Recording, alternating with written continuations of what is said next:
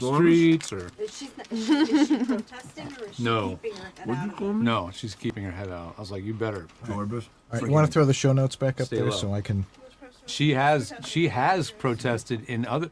She was in the 2009 protests that were huge. She was in those. The ones Obama ignored. Yeah, she was in that. It was only in Tehran, but that was a big one. This She one, wasn't a U.S. citizen then. no. That was, she lived in Iran at the time, so she's been on the street. She's been there. She said I was protesting for 9 months. White Philco. What's Yeah, the link great. for this? It's BOBS. it was brown. Oh, speaking of which, I need. But to yeah, upload Miranda has 100,000 followers, so we should get. Yeah. that'll help. Wow. Which one? Which platform? The Instagram. Insta? Instagram. Oh, I have 1,231. Yeah. That's less. I'm not great with math, but I have less too. Hey guys, I'm just letting you know we're live, okay? Hi, Oh, we're everybody. actually live now, everyone. Yeah. Oh, Thank great. So no you. swearing. Fuck no. No swearing. Crap. I always love going home and watching all my like blunders and things that I say before the show because Not I'll cool, come little home. battery? Yeah, it's cool. Yeah. I'll come home and sit down and watch the show immediately after I get home, just to see how it looked, and I'll watch the first 10 minutes before we go, and I'm like, oh, I said that. That's too. where all the shit happens. Oh, I The said live that feed, too. Yeah. I remember my buddy used to have satellite back in the day, and you get the news feed before Brokaw went on. You know what I mean? Oh, yeah. Oh, the KU band or Yeah, whatever, yeah. pulling the really good stuff. It was great. You hear all the off. Are you going to be able to hear both of them? Oh yeah, Okay. Yes. Maybe. Great. Huh? totally, Check. Hello. Check. totally. 5, 4. 1, 2, 3. That's your mic 3, right there. 2. Excellent. It's just like an animation studio, way up in the air. Yeah. The Crossley dashboard was a mess. Which one is that? That's the blue The one. blue one you got. Oh as yeah. well. God. I mean, that's the color that they would make one of Crossley. those. Yeah. And then, but the dial was totally corroded. Really? Yeah. And I had Totally I corroded, sanded it and repainted it in the right color. Oh, you repainted that? Yeah. Dude, it looks phenomenal. Yeah. That Emerson down there, obviously I repainted. She's a pandemic pup. Yes. That one is very cool. I got tired of brown brake light. Yeah. So I'm like, well, what can I do with the rest of these guys? That's interesting. But what's really fun is the RCA. The big boy? Yeah, well, actually, no, that's a Zenith. The big Zenith and the one above it, which is a Gillifan, which is actually was built in Los Angeles. They're licensed with RCA. It was in a cabinet.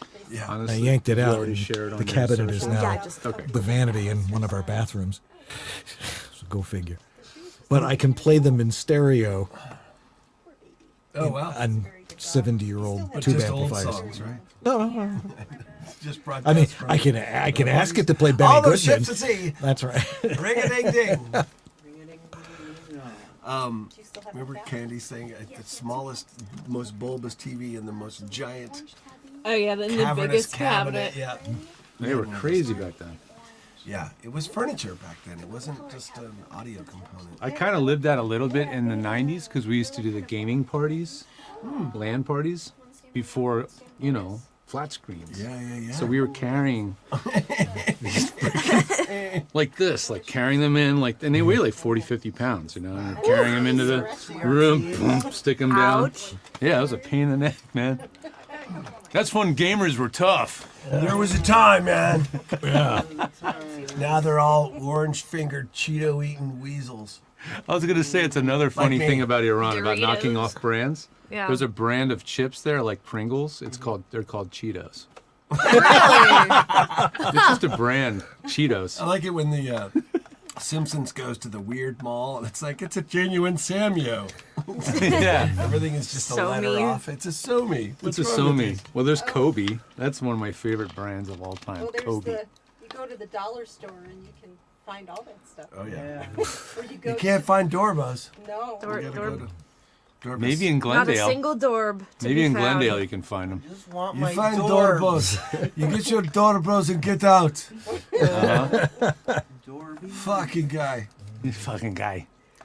This is He like, takes we get me. Dorbs and he takes all the Dorbs. How many Dorbs? God, $4 is Dorbs for everyone. You take all the Dorbs. It's like, Bro, what the fuck? This episode is sponsored by Dorbies. there's this Christian cartoon from like the 90s called Dorbies. It was like one videotape, but it was the most like bizarre animation with like some of the best music. But they didn't get picked up like yeah. South Park. Who figured? Yeah, Go figure. exactly. Miranda did a thing on what was that? The Legend of Sleeping Beauty? No, the. Yes. No, the Russian thing that the Russian. Oh, there's a cartoon called Booba, and it's like, it's a Russian cartoon, yeah. She did a review of it on YouTube because this lady was saying it was possessing her children. Like Booba is making my child into a monster. He's like going on top of the fridge, and like I took it away from him for like a day, and he's like the best child in the world. It's like, oh, he's Really, and he's her review is amazing. of And that, I and am it's a hilarious. huge fan of like Russian Soviet era animation. This is Oh, a little yeah. post-Soviet era, but you Love still it. like it because it's awful. Oh, yeah. Yeah. No, I also did a review on The Legend of Sleeping Beauty, which is a North Korean cartoon Oh, I that's think- distributed by Italy. Oh, I know exactly With the what dragon, you're flying talking dragon about. thing. Yeah, like basically like the Avengers like comes in, and there's like a witch, and there's She's like stuff that's isn't there really also horrible. like isn't there also like Simba and like So does yeah, There's a yeah. lion in that. Yeah, they just Yep. sort of went, let's see what sticks. More What was horrible that one than that was the knockoff of Simba? Remember the Kimba the White It Lion. was Simba. Kimba. Kimba. The White Lion. the history of that's a little complicated. It's actually a cartoon from like the 60s. Yeah. Sounds racist. Why does it have to be a white lion? Interesting point. Why couldn't he be purple? Yeah. Thank you for having Kimba the courage. Purple Lion. Ah, it's a button. Hey, press photos. Okay, Press you're kit. gonna have to go sit with Mom, Mishka. Come here, Mishka. Come here. Let's see him. Like, I'm not doing I love that we're like trapped in a tsunami back here. Don't hit the pretty camera. great. You can do We're it. in Come the on. It's tube. the first wave I've been on. We're in the tube. Oh, She can fly. for a It's the reason. best jump Good you've seen in a landing. while. Oh, to have an audience again. Really, it's Completely been changes it's been a the couple of energy. years. Feels like we've been in true. a vacuum for so long. These are the Here's your questions. guy Phil. These are softballs. Politician was. We're gonna ask you like, how's your ribs? Cool, that's Yeah. fine. How to ribs? Don't ask me now. Oh, okay. Nobody cares. By the was- time once we break this news, No one cares about your ribs, I Dad. was actually going to get some spare ribs bring them out. and bring them out. Do you Would you require like And some then you spare did it. ribs? And then you did it. Yeah, I didn't have a whole lot You of know, I time. We're was leaving gonna- for Morocco in 2 days, Oh so yeah, so- that's gonna be exciting. Oh my gosh. What, to get more Dorbies? we'll see if they have More them. knockoff Awesome Oreos. endeavor to get the. You probably can find a lot of stuff from Iran. You'd probably love Dorbies, like the cartoon. Oh yeah, the Christian one that was the ripoff of VeggieTales. VeggieTales, yeah. It has the animation's atrocious, but the Music is great. amazing. The I know music's that good, there's huh? a YouTuber. Should who I did a should I review raise on this it. camera up a little bit more, Sue? I wouldn't mess with it now, unless it's easy. Well, it's just a matter of just twisting it and raising Hey, it. Jacob, Yeah, let's can you raise it. crank that camera as high, not just the crank at the base, at the bottom? No. it's He a crank. he can angle it up. Well, Let's not angle. okay. Let's raise it, Yeah. so it's not looking up our noses. Yeah, that's what I was. And when I hoping say to do. our noses, I mean mine. It goes up a little bit more. Oh, earthquake. I think that crank just. That, Oh, it's got a little button in the back that keeps it from moving. Yeah. Hey, This one? there you go. Nice to meet you. Why do we do that? The 5 seconds to air. It keeps it exciting. That's when shit goes wrong. That's the way it always is. Oh yeah, look at that. That's a much better shot. Yeah, right up. Whose chest is that? Thank you. An impressive one. That's what it is. It's an impressive It's chest. an impressive chest you have there, my friend. That's a good one. Well, I was confused. I was like, Is your back? are there Yeah, two it different- is. Are there two different Yeah. heads Man, that is- simultaneously? It is a little delay. This is the Yeah, it's live about a feed. 30-second I'm delay. leaving it on the live feed Well, this now, yeah, so you this won't be is- confused. No, see, it's right. That's live now. Yeah, No, it's the YouTube and I Facebook was checking thing the is- YouTube feed to make sure. Okay, what are we doing on time? Are we here? actually on air? I think Sue It's wants us to exactly start. 5 o'clock. It is All right, exactly Sue. 5 I have a o'clock. thumbs up from Sue. Is there music? Do we have? No, we won't hear it. 5, 4, 3, 2. Here's our camera, everyone.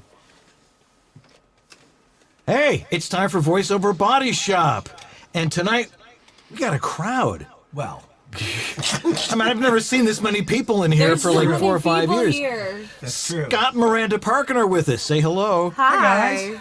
And George is here, way over there. What? How are you over there? We squeezed this all into one set. I know. amazing. It's, I you can't know what's believe it. ridiculous? It's a huge Quonset hut. It goes back for 400 yards, but they make us sit in this tiny little area. Little area. Just so we can get behind the wave there. Yeah, if you've got some questions for Scott and Miranda, we're going to talk about all sorts of stuff. So Oh, yeah, please. I know there's going to be a huge crowd out there watching tonight. So throw your stuff, throw your questions in the chat room. I know Jeff Holman is back there somewhere, I hope, writing down everything. And we'll get to those, but we got lots to talk about, including something about a project that Miranda's working on with lots of swag. Sneak preview. Yeah. That's true. We have the debut of a clip from the Comet CAsino. It's only 40 seconds. Didn't want to give much away, but it sort of introduces you to a good chunk of the cast. Yeah. And it's a big thing because she's been working on it for probably from inception about 2 years. Great. And Yeah, during I an can see that. 11-minute animatic, there's several hundred hours worth of drawings. So it's exciting. We know what that's like. So stay tuned. It's VoiceOver Body Shop right now.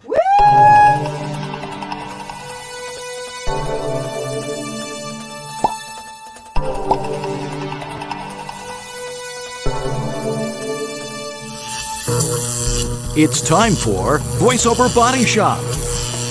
Brought to you by VoiceOverEssentials.com, the home of Harlan Hogan's signature products. Source Elements, the makers of Source Connect. VoiceOver Heroes, become a hero to your clients with award-winning voiceover training. VoiceActorWebsites.com, where your voice actor website doesn't have to be a pain in the butt. VoiceOver Extra, your daily resource for voiceover success. And World Voices, the industry association of freelance voice talent. And now, here's your hosts, Dan and George.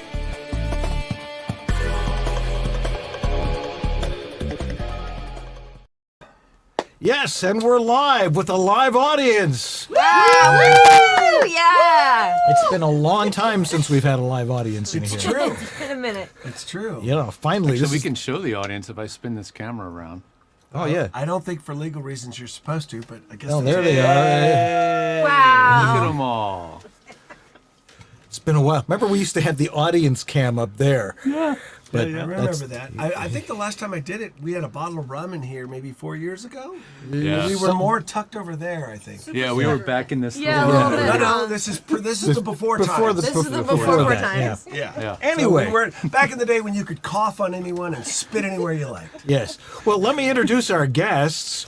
We've got Scott Parkin, who we've had on before. Improv impresario, actor, voice actor. Bon vivant. Yeah, that wasn't in the list. But Yeah. Cyclist. A cyclist. Yes. Cyclist. Surfer. Rib patient. I was going to ask. That was my first question. How are your ribs? Well, my only experience with ribs was in Tony Roma's for years and years until I snapped 2 of them. They said 8 weeks to 6 to 8 weeks, and it's 8 weeks. So we're 8 weeks in, and they don't click as much when I move. That's so good. that's nice. Still not back in the water, and I get winded going upstairs. I found out a lot about myself in the last 8 weeks. Immobile and isolation, those are not good things. I'm not good at either of those. So I'm glad to be back at it. I'm training this week because we have an AWOW, a walk on water, where we do surf therapy for kids on the spectrum. And cool. I'm doing a bunch of training to try and get my wind up so I can work water safety for that. So we'll see. Ribs are okay. Great. Now you were in Ireland while all this was going on too. What was it like, or Switzerland? Switzerland. I knew it was one of the lands. One of It's those okay. lands. Are you all right? Switzerland. How many fingers am I holding up? Yeah, This is it the was weirdest way to have a Switzerland. stroke, right when the show starts. I get it out of the way early. Switzerland was phenomenal. Witznau. Witznau was, and Bless they're you. yeah, you're welcome. It was with the JMC Euro retreat, so it was top shelf everything, open bar, phenomenal room. Rained like a bitch every day, but it was nice because we don't see rain. All the Californian people that are Scott Bricken are like, "Hey, look, it's raining! It's raining!" Hey, my kid gets excited when it rains. Yeah. But it was stunning and such a great environment. Small classes and just no net, gut improv, and people. It was just a great group of people. Yeah. Trish Trish Ryan has been my Esposito when I met her, but Trish Ryan has been my agent at DPN for 14 years. I've been with DPN for 21 years. And I used to see her, I'd see her for 10 minutes a time, a couple times a week when I would go in the before times. But I've never got to hang out with her. And I was there with her and her husband all week, and it was just a blast. Her husband is a scream. And we went to, oh gosh, I'm never going to remember the town. But You can't pronounce them anyway. Yeah, we took a boat, and it was just the water's ice blue. It looks like a central casting postcard from Switzerland. It really was phenomenal. Switzerland sort of looks like Disneyland. It really does. Everything's the Matterhorn. Yeah, I've been there. It's been about 50 years, but I'm sure it hasn't changed. There's still mountains. Yeah.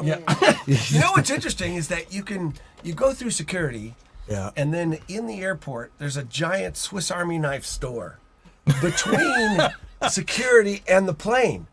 So I was amazed at that. You could buy whatever, I guess you couldn't hold up a plane with an ivory toothpick and scissors, but it seemed odd that you could buy knives in the airport. It's probably been tried. I guess. Yes. So anyway, why don't you introduce your daughter and all right. This person has been like a daughter to me. I've known her for almost all of her life. There was a couple years there where we didn't talk. That was great. From 0 to 1. I missed that. Yeah. Do you? It seems like your body language would say different. What? Huh? Miranda is a voiceover artist and a singer and a musician and an animator, and let's bring her out. She's my daughter. She's 22. Miranda moved out. She was going to move out just before the pandemic, and then it was like, let's go set her an apartment by herself for a couple years. And that didn't seem like a good idea. So they stayed with me for a while, and then she moved out maybe 2 years ago. 2 years ago. Almost. Nearly 2. It'll be 2 years in May. I'm sure you have a little advent calendar, I know, I have another a day calendar. without therapy. No, I still have that. Atta girl. Yeah. But so she's over there with a couple of other artists, and just kicking ass. Yeah. Yeah. So Miranda, I've had the chance to watch you in action in the studio. I would think it was over at Soundbox LA. I was there one afternoon, and you were there recording some stuff, and it was very, very impressive watching you work there. But tell me a little bit about what you've learned from your old man here.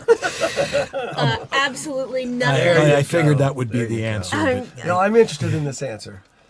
The good stuff. Say the good stuff, not the horrible stuff. Not the drink it by yourself in the fetal position. Right. I learned a lot. I feel like in our household, comedy was very much at a premium. So you have to be funny, and I feel like that's how it is in our side of the family. You kind of have to just try and be funny and make people laugh and do silly voices. And I started doing voiceover when I was very little, and 5. Actually, yeah, you booked commercials when you were 5. Yeah. Wow. Which was very cool. It was very cool because I was like, oh my God, I get to read out loud in a funny voice. Hell yeah, sign me up, right? And then I didn't do it for a really long time, and then but all those years of learning with my dad and watching him teach and watching him do his job, like I would, sometimes come in with him to the studio and hang out with voiceover pals, but I would also watch him in the studio doing his thing. So I would kind of learn by absorption and just kind of like, listen to him do accents and characters all those years. And then when I was 16, I started it up again. And so because you were on your own, pretty much. Yeah, at that point, yeah. The other party didn't want her to do voiceover, so she was not allowed to do voiceover for years. And then at 16, DPN was like, "Welcome back." And Trish started sending her out a lot. And, What have you been working on lately? Lately, I've had some Taco Bell commercials. You Done won a couple you of won the Sovas last year for Taco Bell. Taco Bell loves you. for Sorry. Jack in the Box. Jack in the Box. Sorry, fast food. Never Sorry, the mind. nice folks from Jack in the Box. Fast food's your thing. I guess so. Yeah. I mean, She does the thing that I do. Whenever I get something or I'm close to getting something, I'll go buy that product and start. yeah, like I bought Taco Bell yeah. for me and my two roommates. Like Yeah. after I got the first one, and then I got like two more, and both times I bought Taco Bell because I mean That's right. obviously they like me well enough, and it's good luck paying it forward somehow to a mega right. corporation. Which probably we should go ahead and give you guys Oh, your God. gift bags. Oh. It's a Comet CAsino shot glass and a handy packet of Tide for all occasions. These are collector's items. Oh, thank Now you. you can take that Tide with you if let's say you're traveling and you need Yeah. to wash something in the sink. That's great. Which because we it's- will be doing. Oh well, there you If go. You're you going to didn't- Morocco. Yeah. If you didn't know, dear audience, if you couldn't hear him screaming from the rooftops every day, he is in a Tide commercial, and it's incredible. they So Oh, we haven't seen it. no one. Here, let me has act seen it out for you. Oh God. Should I smear something all over Listen, my if face? Tide gave you as much money as they gave me, you'd have little packets of it handing them out. You'd have underwear that said Oh, yeah. Tide on it. No, you'd have like a huge like chest tattoo. I Tide. sworn to Tide, Procter & Gamble. Property of Tide. Just like You know, like I'm an a commercial eagle. actor, so people are like, sell out? I'm like, if they think Scott Parkin, commercial actor, is going to sell out, you say, how fast can he sell out and for how much? That's It's kind of the gig, commercials. right? We're commercials. That's the point. That's what we Yes. do for a The living. lovely Candy Milo and I that's still running. Thank the Lord. Thank Jennifer, my agent. You see it all the time. Do you still? Okay, Still, good. still. Looks like more food and shelter for a while. Yeah. Ugh. Well, when we're not watching, like, YouTube videos. yes, and yeah, Snapchat. and all the streaming stuff. It's like, oh, Yes. network TV. Oh, well, we know Yeah. we're going to see Scott. What are you watching lately? Your TV. What have I been watching? Been watching Lost. Yep. Been watching House of Dragons. I've been watching that. Yeah, House of Dragon for sure. Oh my It's a dunk. He loves Lost. I've been Mishka wants to be a star. House of the Dragon. I've been watching Lost. I've been watching Smiling Friends. I've been Smiling watching Friends so is. many- Tell them about Smiling I love Friends. Smiling You have to Friends. find that. Smiling Friends on HBO Max. This is not a plug. I'm not sponsored by HBO Max You at should- all in the you should slightest, be. slightest, but I should be. Now, Smiling Friends is a hilarious animated show, and it's super great. All the episodes are 10 minutes, and I think there's 10 of them. They're so good. So Doesn't he? funny. He has the koala. And there's a new show by Michael Cusack, who's the co-creator. He's coming out with a new show called Koala Man that I'm also really excited for. And the female lead is Shiv. Shiv from Succession. They Yeah. got Hugh Jackman. They Wow. got everything. Hugh I- Jackman. Even like, I feel like I'm plugging this so hard, but I'm No, just very it's passionate stuff you about like, it. and you Yeah. you know, on your Instagram, you support stuff, and you try hard to get stuff that people haven't seen. You try and get them to see it. I think that's Yeah, cool. yeah. I mean, my audience, they've all watched Smiling Friends. Camera two, but, camera one. No, That camera's ca- dead. no, that camera there. No, that camera's off. That camera's dead. Oh, wow. Ooh. Oh, that's a little close. Do you want to Sorry, unplug everybody. and plug it back in? Can you unplug and plug it back in? To see what happens. Oh yeah, we lost our hosts. Oh, Oh, yeah, they're gone. it'll come back eventually. dog. Hello. Hello, baby. That's all right. I'll try to re-add it or something like that. He'll figure it out. Anyway, talking about, which was all these different weird things that we do in the voiceover business.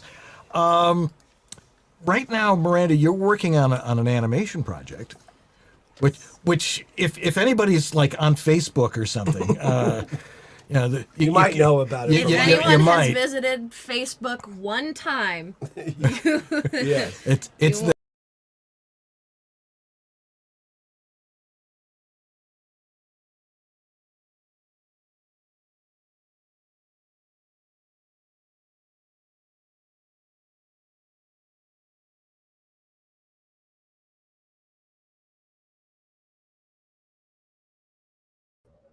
Hey guys, we lost audio too.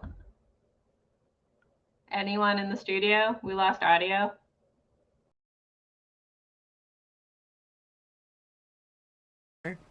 Sorry, Hello? just a second. We lost audio because when I removed the camera. You got me now, Sue? got bad. Okay, sorry, that was my mistake.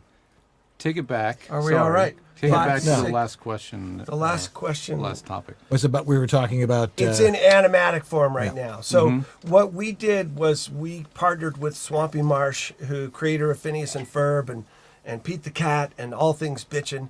And we were the object was to hire them to do our animatic, and then Miranda could sit on Bernie's last name? Bernie Peterson. Bernie Peterson, phenomenal head of visual arts there at Surfer Jack.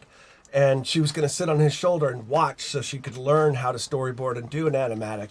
But Swampy sort of threw a wrench in there by hiring Miranda before we even contracted them to do the animatic. So Miranda got to sit with Bernie for a couple months, had her own office and a big Wacom, and worked on sections of the animatic, the old-timey section and a couple other things. Got to work on her own animatic at a big old animation studio.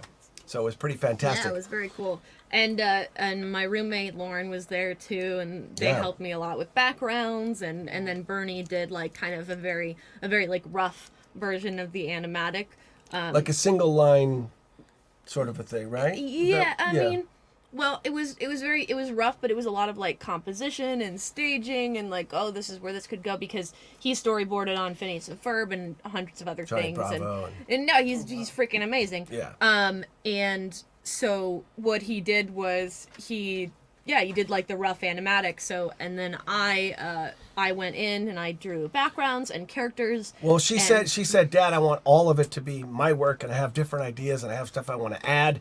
And if I change the angle of this, it's going to be funnier, but I have to redraw all of these.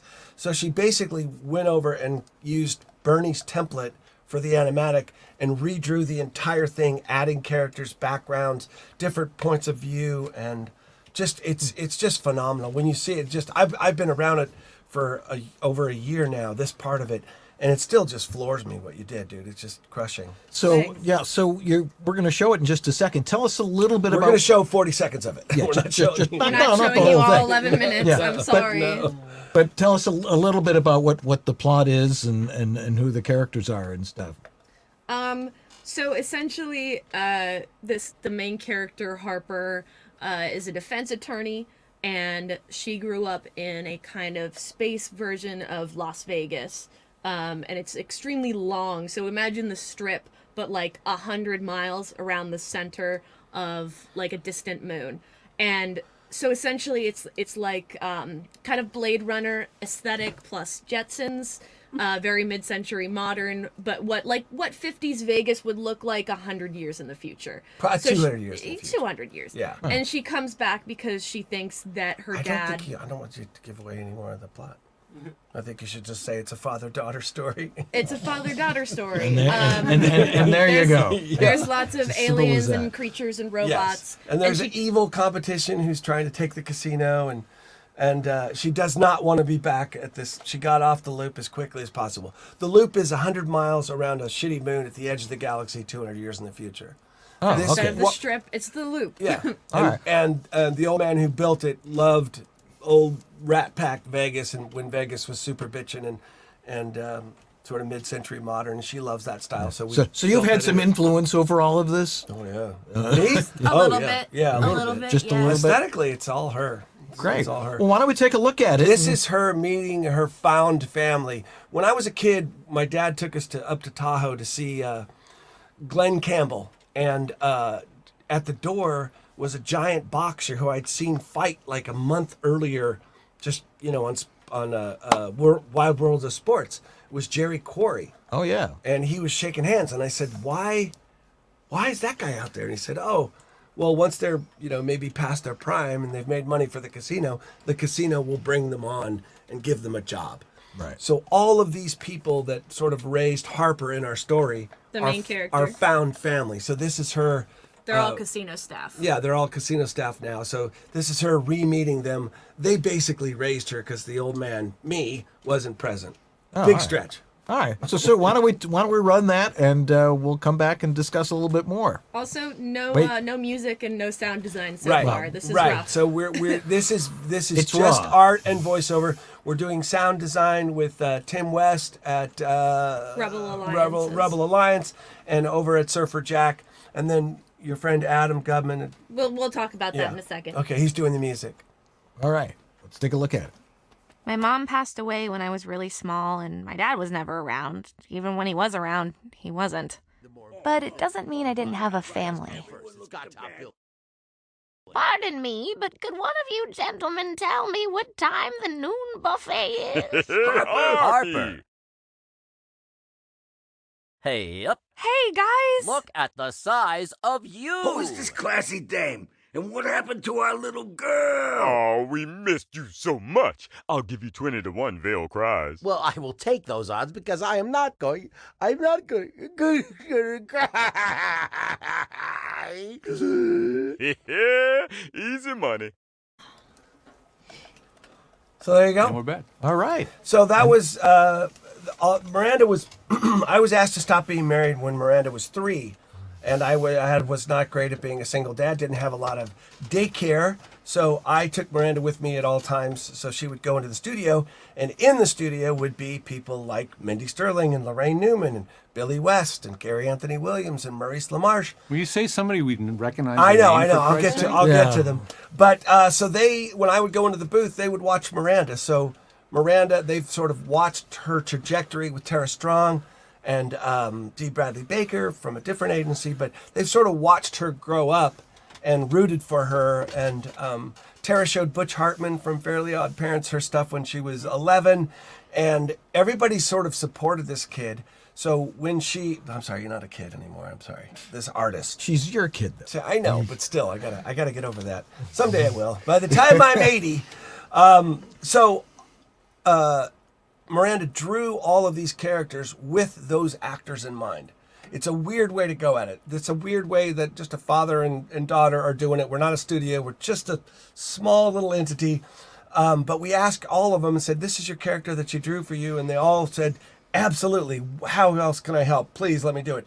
So we have this amazing A-list of cast members. So you just saw Gary Anthony Williams, Maurice, and Billy West as Wings, D. Bradley Baker as, help me, come on.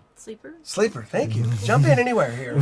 You don't just have to sit there. You're like talking. You're okay. talking away. That's me. Yeah. I'll just keep talking then. Yeah. So, and you get to meet all those 5. And also, Gray Griffin is just phenomenal in this.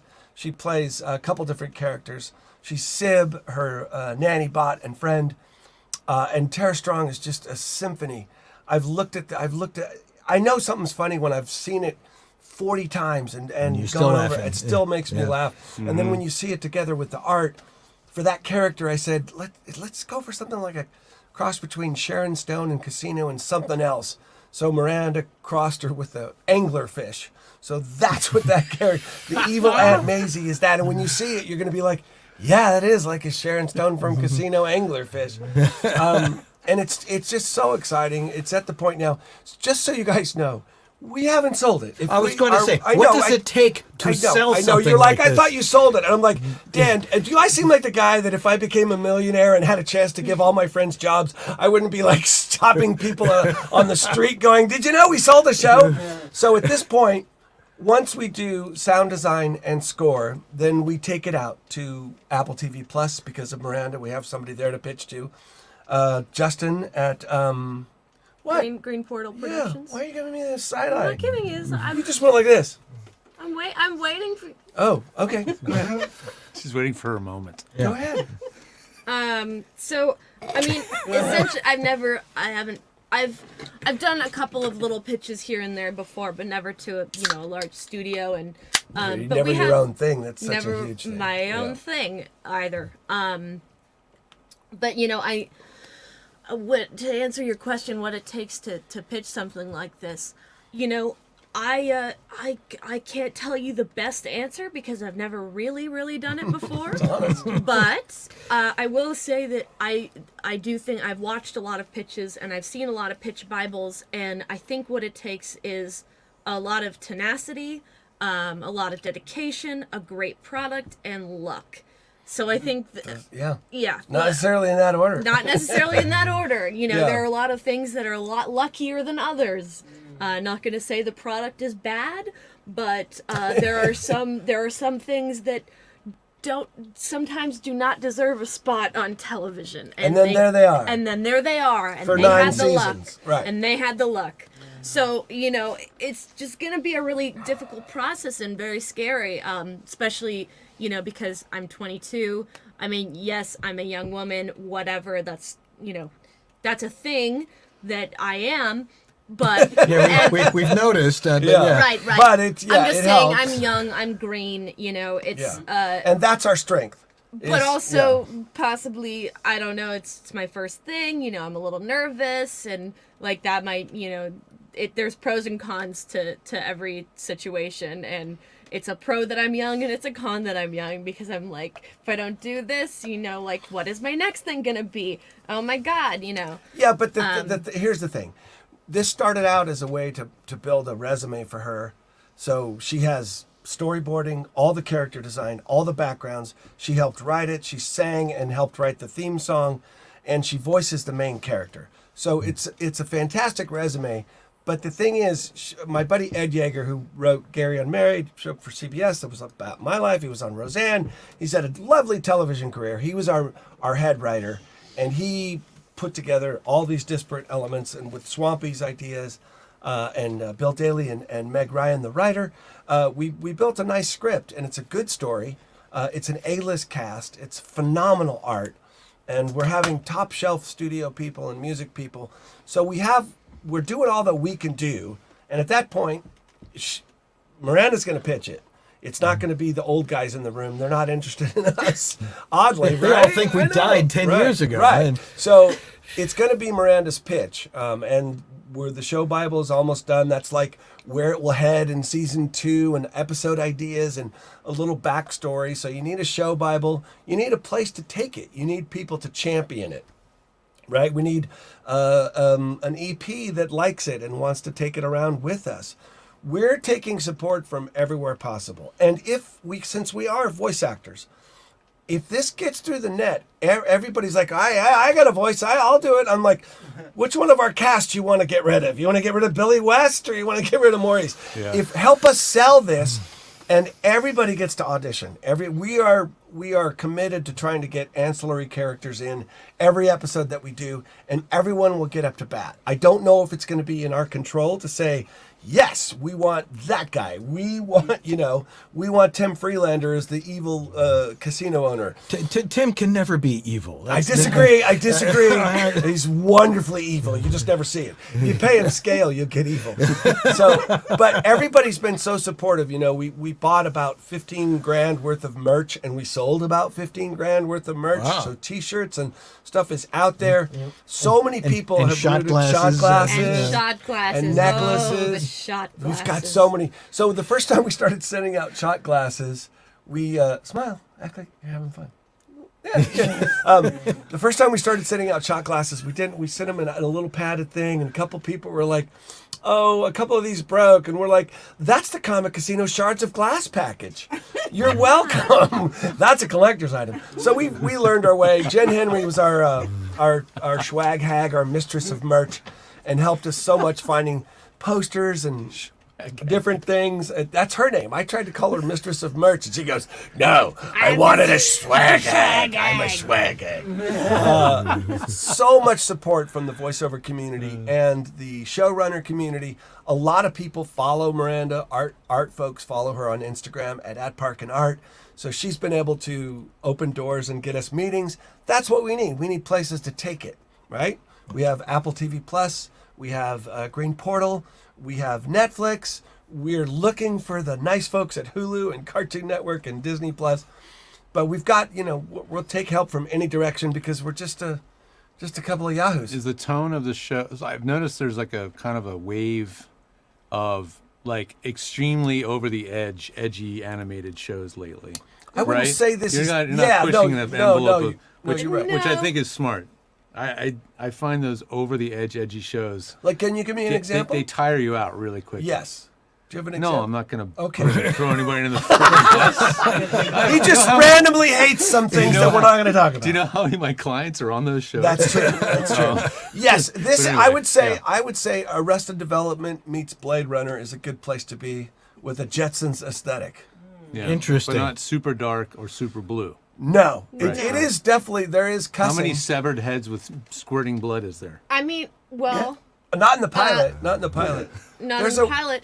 I mean, honestly, I'm not making a judgment. I'm just I will No, say, I'm though, measuring serious. the. There is no severed heads. I will say There is though, I choking. mean, like there is there is a tone that I want to set, but if we end up going there, if we end up being kind of edgy and violent, like more crime drama, like if that's where we go, that's where we go. As long as it's consistent and Yeah. as long as it's good, Right. I think She's a real tone Nazi. She's like really like if it goes off tone. Yeah. Yeah, 'cause I she's want, really sharp with that. there's a lot of movies and shows that I see where the tone kind of changes over the seasons, and that's where it like loses me sometimes. Yeah. Like, And I'm you like, know, why didn't I like that? She goes, well, the tone doesn't the matter. tone Like, change. You gotta like oh. establish a certain tone. So if it is like that, if the first episode isn't, what the animatic is, if it's a little bit more edgy and if it's a little bit more this and that. I've seen lots of pilot episodes that are completely different from the pilots that aired on TV. That's true. For example, Over the Garden Wall, Steven Universe, Rick and Morty, etc., etc. So, like, the original pilot episodes aren't exactly what ended up on TV. So, with that being said, if we end up being more edgy or violent or whatever, or even more, It'll be funny. It's it'll gonna be be funny funny. for sure. But like it depends on what kind of style of humor. If we're gonna go a little bit more edgy towards that, if it's gonna be more crime drama, Yeah. If they listen, if they buy it outright and they say we want to do it this way, and we're going to give you $2 million, we're going to say you put that money in the car. Yeah, Right. yeah. And then they get a little creative input at that. Yeah, point. they might buy it outright, and they might. And if that happens, I'm not going to say, no, you're not going to you give, can't you're make not it going to more give edgy. my daughter a couple $1 million to build the next thing. Right, It's right. always if this thing sells, we're gonna be happy with whatever it sells. Building Right. blocks. Right, it's a All right. building block, and it'll be on to the next thing. Hey, why don't we take a little break and sell some stuff? Not Brought that. to you by Angry Orchard. Yes. It's an apple tree, but they're drunk. We'll be right And- back with Scott and Miranda Parkin on VoiceOver Body Shop. Don't go away. And This is the Latin lover narrator from Jane the Virgin, Anthony Mendez, and you're enjoying Dan and George on the VoiceOver Body Shop. Headphones for voiceover? Why not get the headphones made for voiceover? That's why I use Harlan Hogan's Signature Series Voice Optimized Headphones 2.0 from VoiceOverEssentials.com. Harlan's cans are incredibly strong and lightweight. At only 8.4 ounces, the combination's straight coiled audio cable stretches from 5 to 10 feet. It comes with 2 gold-plated mini plugs and a studio standard 1/4-inch screw-on adapter, and includes the new mini jack on the left headphone for easy cord replacement. The studio monitoring headphones are optimized for voice work. Now even better, the Harlan Hogan Signature Series VoiceOver Headphones 2.0. And for a limited time, when you buy the headphones, you'll also get a free autographed copy of Harlan's best-selling book, VO, Tales and Techniques of a Voiceover Actor, 2nd edition. It's full of stories from the trenches and insights about making the most of your voiceover career. Go on over to VoiceOver Essentials right now and order yours.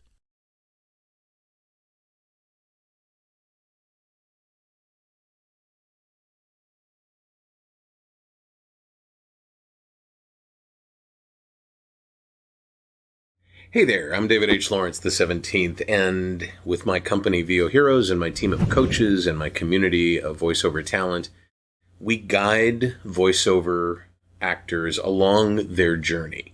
And you may be watching VOBS here and not nearly as far along as many of the other people who are watching. You may not even have started yet. And we actually specialize in helping you do just that. So if you're watching all the stuff going on here on VOBS and going, I have no idea what they're talking about, I don't know, but I really want to do this, I'd really like to help you. Please go to voheroes.com/start. That's voheroes.com/start. And you can take our Getting Started in Voiceover class, which tells you everything you need to get started as a voice talent. And I'd love to hold your hand along the way and help you with that journey. Again, voheroes.com/start. That's voheroes.com/start.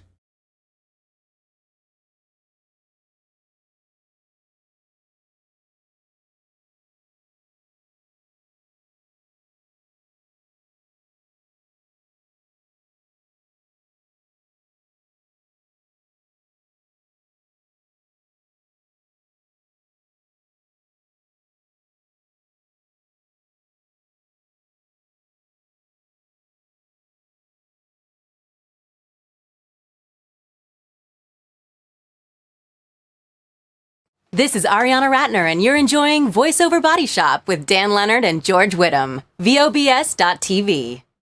She did that because there's no audio for me. Let's try that again, Sue, right? You right. can hear me now? Give me a thumbs up, Sue. Take two. We go on in 2 days, you guys. Hey, Sue, can you give me a thumbs up if you can hear me?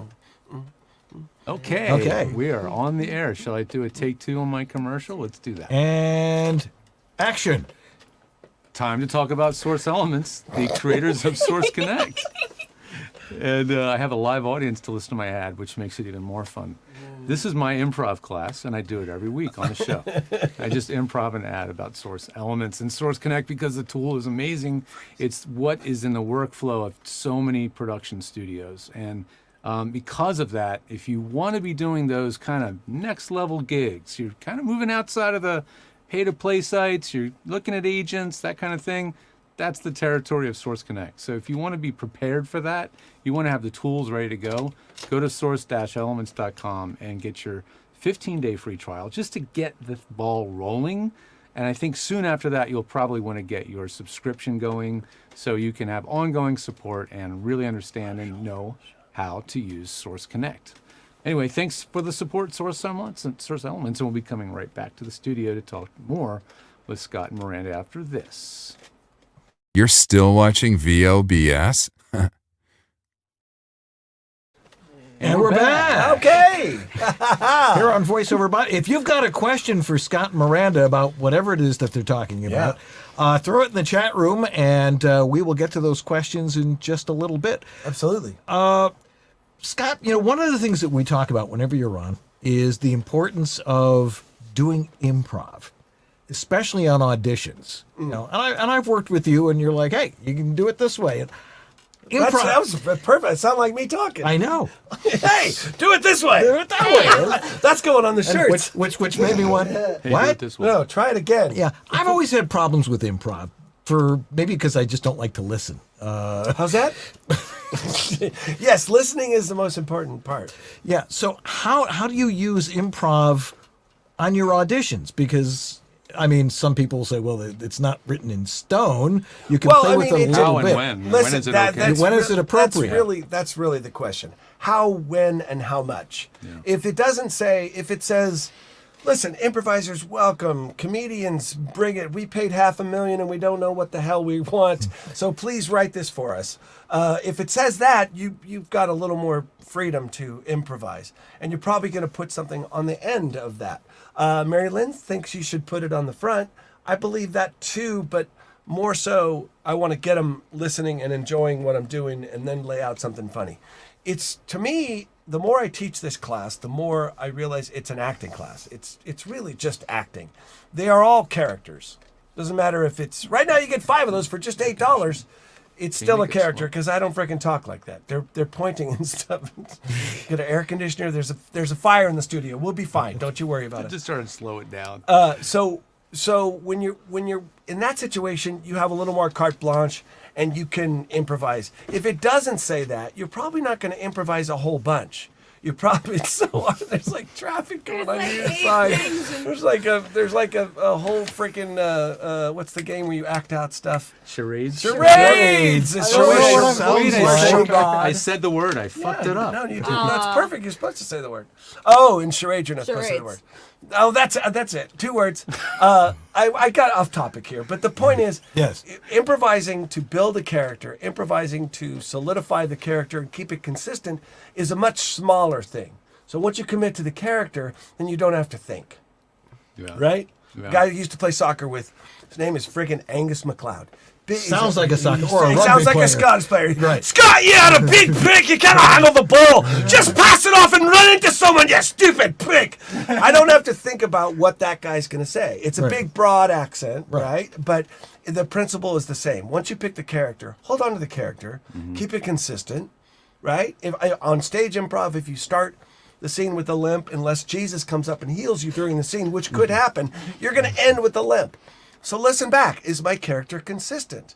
If it didn't say add a lot, make funny tags, comedians, then you're not going to add a lot. You're going to add 3 sounds and a couple words, but those are all going to be in support of your character. And if you can improvise in a much larger way on your own, like establishing the character before you even crack a mic, if you can do that, you can certainly add 1 to 2 words and a few sounds. Right. Right? Improvisation in voiceover. Does anyone know what it is? Improvisation and voiceover. Yeah. It's embellishing the script, or Yes. Saying it in your own words. Yes. Ad-libbing. Technically, it's anything that isn't written in the script. If it says, I've never thought about it like that before, and you go, why? I never thought about it like that before. Anything that wasn't written is considered improvised. improv, yeah. If you improvise something in an audition when you're doing when you're going through your characters and you write it down, is it still improv? Fuck yes, it is. It's absolutely. It's your improv that you wrote down. Should I not have cussed? Intercourse, yes, it is. If you improvise it and write it down, that's still improvised. It wasn't delivered to you on the script.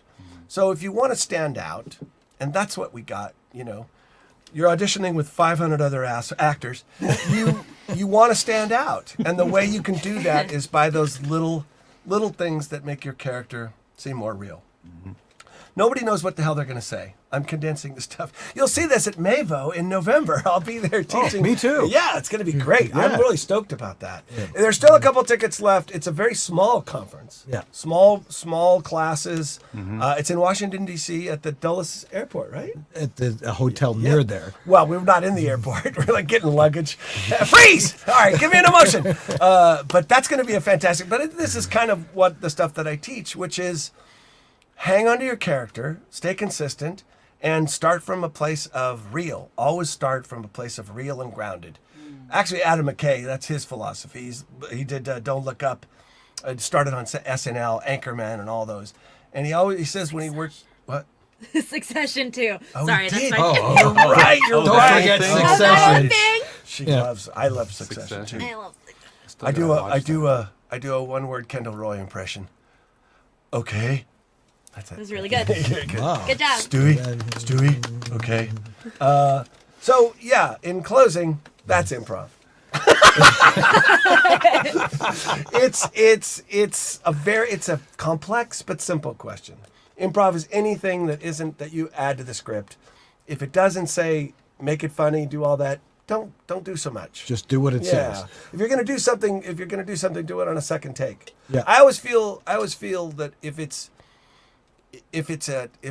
2 seconds long on an audition, but it's a better take, and I've added more, and it's cooler and funnier, it's okay. I wouldn't go more than that. If you go 3 and 4 seconds, as a guy who writes commercials and casts commercials, listens to tapes, if it goes more, it tends to be editorializing and doing something different. If you're improvising in character and with what the writer was after, you've got a much better chance of standing out. Yeah. That's all we want to do. We want to stand out. We want to start eliminating some of those 400 or 500 other actors by standing out and doing something a little different. All right. So when you get a script, when you get an audition script, and you start looking at it, and you're like, okay, it says someone with good comedic chops. That's one of our favorite specs that we see. Chops. I want chops. Comedic chops. I want someone who's been on vaudeville. I want someone and how. Give me someone while I'm waiting. I don't like you. Who are you? What time's my 4:30? Change it to 3 and fire yourself. Yeah. No. Yeah. Take the girl. Yeah. And the cannoli. Yeah. Go ahead. I'm sorry. When you're looking at it and you're analyzing it for what it's worth, and how do you determine what you're going to do to ad lib, or are you just looking for inspiration? Because usually that's when the good stuff comes. You read the specs, and if the specs are good, if it's for if it's progressive or one of those things, I know what the client is. I know that they're funny. I know that they like that. I try and find stuff that works with the character. that's a funny observation or something that goes with the character, because I want to be consistent. I don't want to branch out and start, hey, this is funny. I have a funny joke. I'm going to shoehorn this here. I was in radio for 11 years, and when I started doing improv, they had to beat the boom joke telling. Yeah, thing. me too. Yeah, I've had to do that with Kevin Kilpatrick. I love him. He's a radio guy, and I got to work with him in Switzerland. I work with him in New York, and we had some major breakthroughs where I got him to stop doing jokes, and just the humor comes through the character. Every great movie that you've seen, the humor comes through the character, not an actual guy walks in a bar and says, why the long face, right? It's not a joke. It comes from the character. Wouldn't you say that's true? I was going to say. I would say that's true. I get a lot of animation auditions and video game auditions. I don't. And he gets all the commercial auditions. But I also get some commercial as well. But usually, like when I'm trying to be funny, I don't, like he says, I don't rewrite the script for them. I'm not gonna totally, bash their idea. I'm not gonna completely rewrite the script, but I am gonna do something that maybe my character would do. Like I'm the voice of a character in a video game, and she's a total. What's her name and what's the video game? Dude, it's a promo. I know, it's okay. Her name is Nagi, and she's from Neo: The World Ends With You, which is the sequel to The World Ends With You. It's on the Switch and the PS4 and wherever you can find games. But when I was auditioning for her, I was kind of like, obviously I'm putting a lot of myself into this character. Character's a giant nerd. Total nerd, but she's way more nerdy than I am. That's tough. That is very tough. And I would put little nerdy noises, I would make, weird little nerdy noises that I hear, some of the people that I see at conventions make, I see all these Redditors out in the open and, and they're talking about, yes, I would do that. Absolutely. And I would, and so they all have all these fun, these little vocal quirks, and I try to work some of that into I always say, be a student of the world, be a student of people, listen, you know what I mean? Yeah. You can pick up so much. If somebody's rude or mean, she and I tend to try and get more out of them, because it's more, oh, well, I'm sorry, what else is wrong with what we did? I'm sorry. Or, right. Okay, you know what, I'm so sorry to bother you, but can you bring us another water? Just like that's an improv. I prefer that. Yeah, I prefer something be really great or really awful. Yeah, right. Absolutely. Yeah. I think that improv is really fun. But you want to make the script your own and be unique about it, but you don't want to completely rewrite their script, because then they will get offended and maybe not like that. They so won't much. even listen past the first part. No, I would say start out.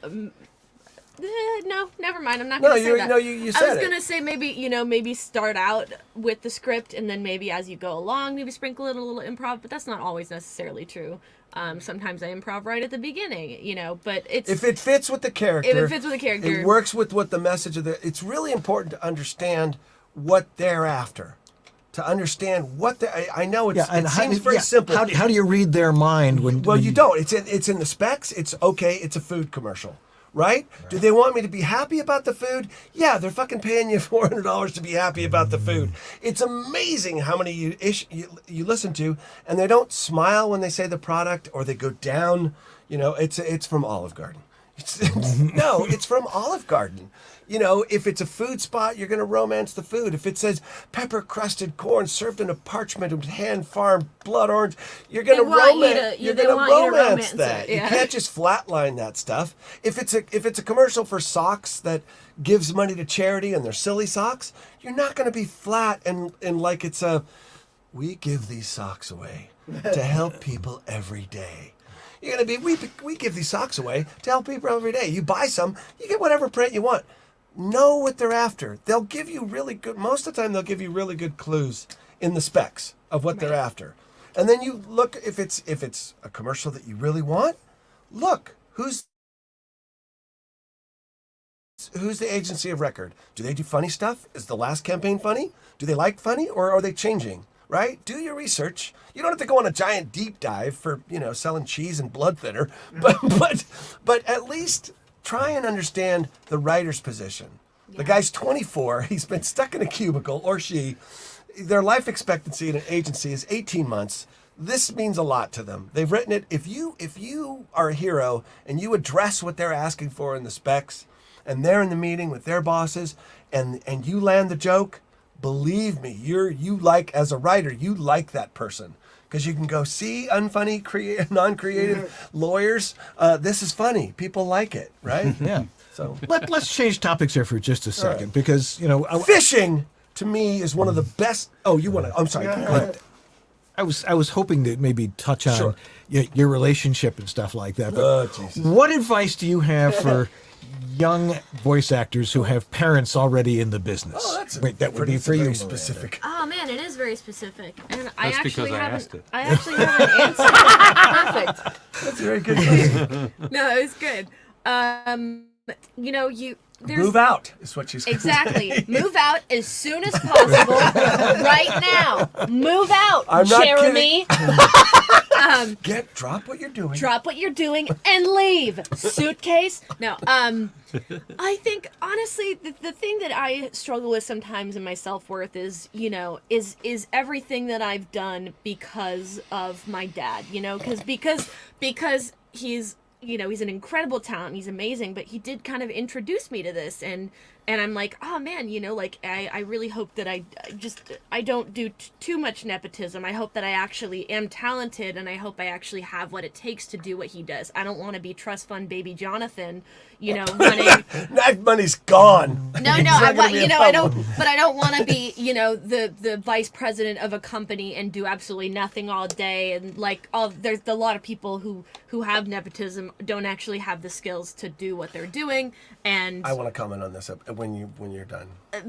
There's a lot of people that don't have the skills that their parents have, but they get into the industry anyway because they feel like it, or Right. they want to have money, or whatever it is their goal is. There's also a situation where the kid is more talented than the parent, and this is the case. I can do an accent for her, and she can be better than me in that accent in months.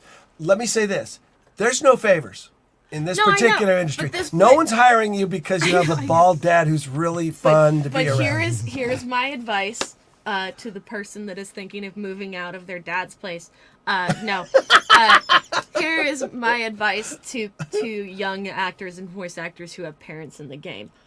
Learn as much as you can from that parent. Learn as much as you can. Listen to them. See what they do if they're successful, and see what they do, what their practices are. What do they do that makes them so unique and special that they got this job in the first place? And then you start working on trying to expand and find your own voice. Because that's something that I've struggled to find to do, because I want to be unique. I want to be successful and funny like my dad, but also I want to be my own person. And I want to have my own style and my own voices that I can do. So I want to feel unique and supported and very lucky that I'm in this industry.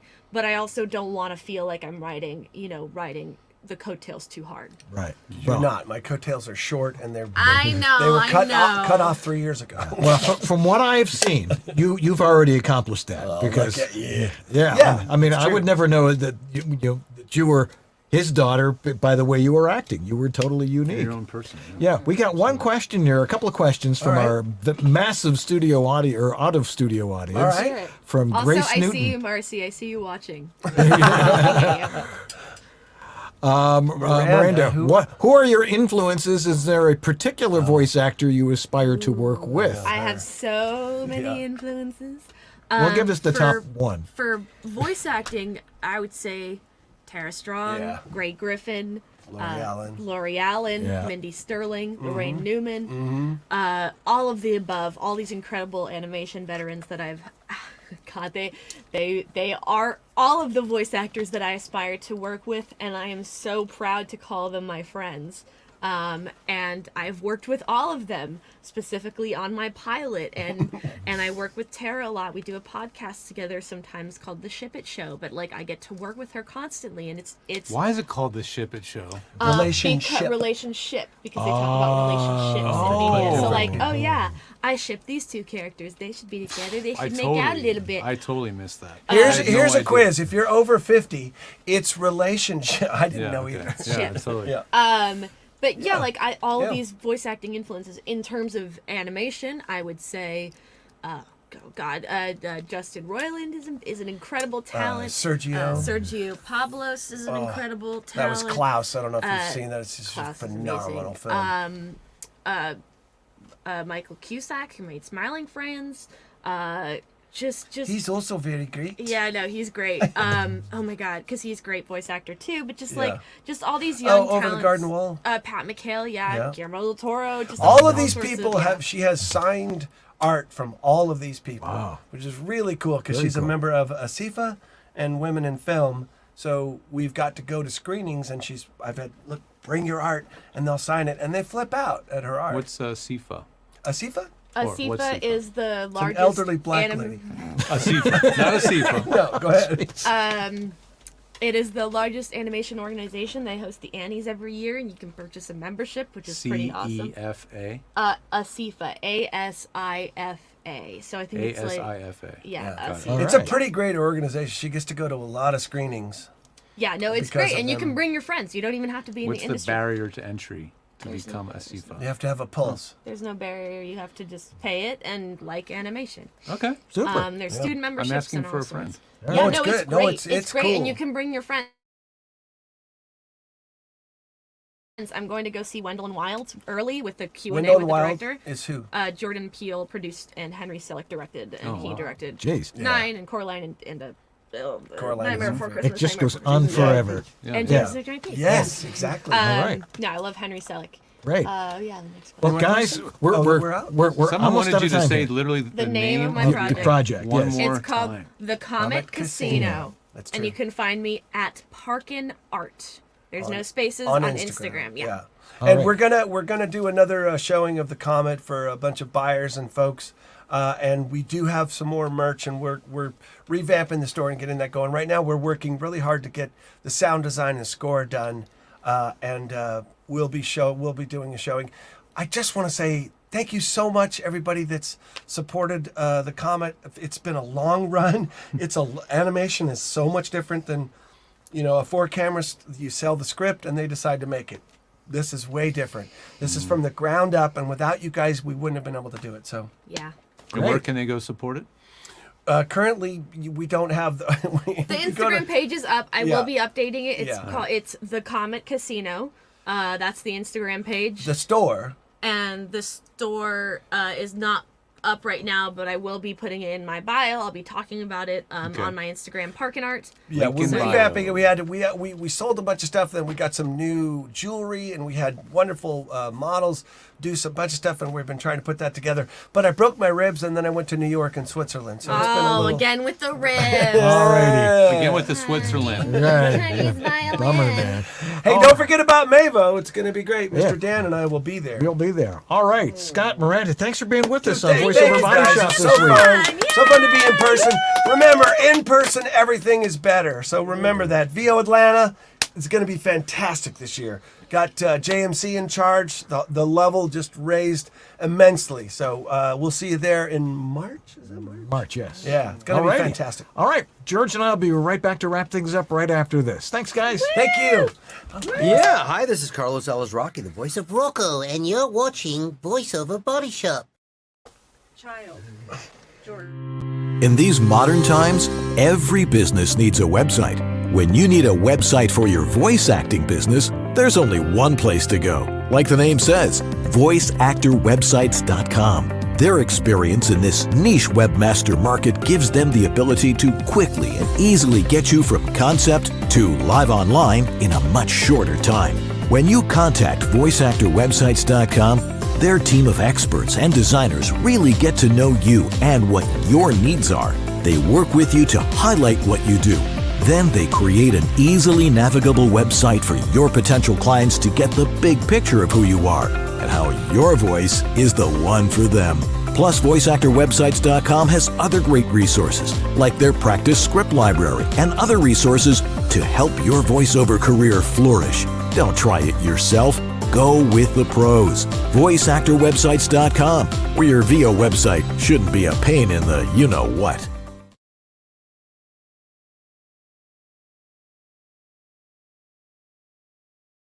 Your dynamic voiceover career requires extra resources to keep moving ahead. There's one place where you can explore everything the voiceover industry has to offer. That place is voiceoverextra.com. Whether you're just exploring a voiceover career or a seasoned veteran ready to reach that next professional level, stay in touch with market trends, coaching, products, and services while avoiding scams and other pitfalls. VoiceOver Extra has hundreds of articles, free resources, and training that will save you time and help you succeed. Learn from the most respected talents, coaches, and industry insiders when you join the online sessions, bringing you the most current information on topics like audiobooks, auditioning, home studio setup and equipment, marketing, performance techniques, and much more. It's time to hit your one-stop daily resource for voiceover success. Sign up for a free subscription to newsletters and reports. It's all here at voiceoverextra.com. That's voiceoverextra.com. Hi, this is Bill Farmer, and you are watching VoiceOver Body Shop. It's great.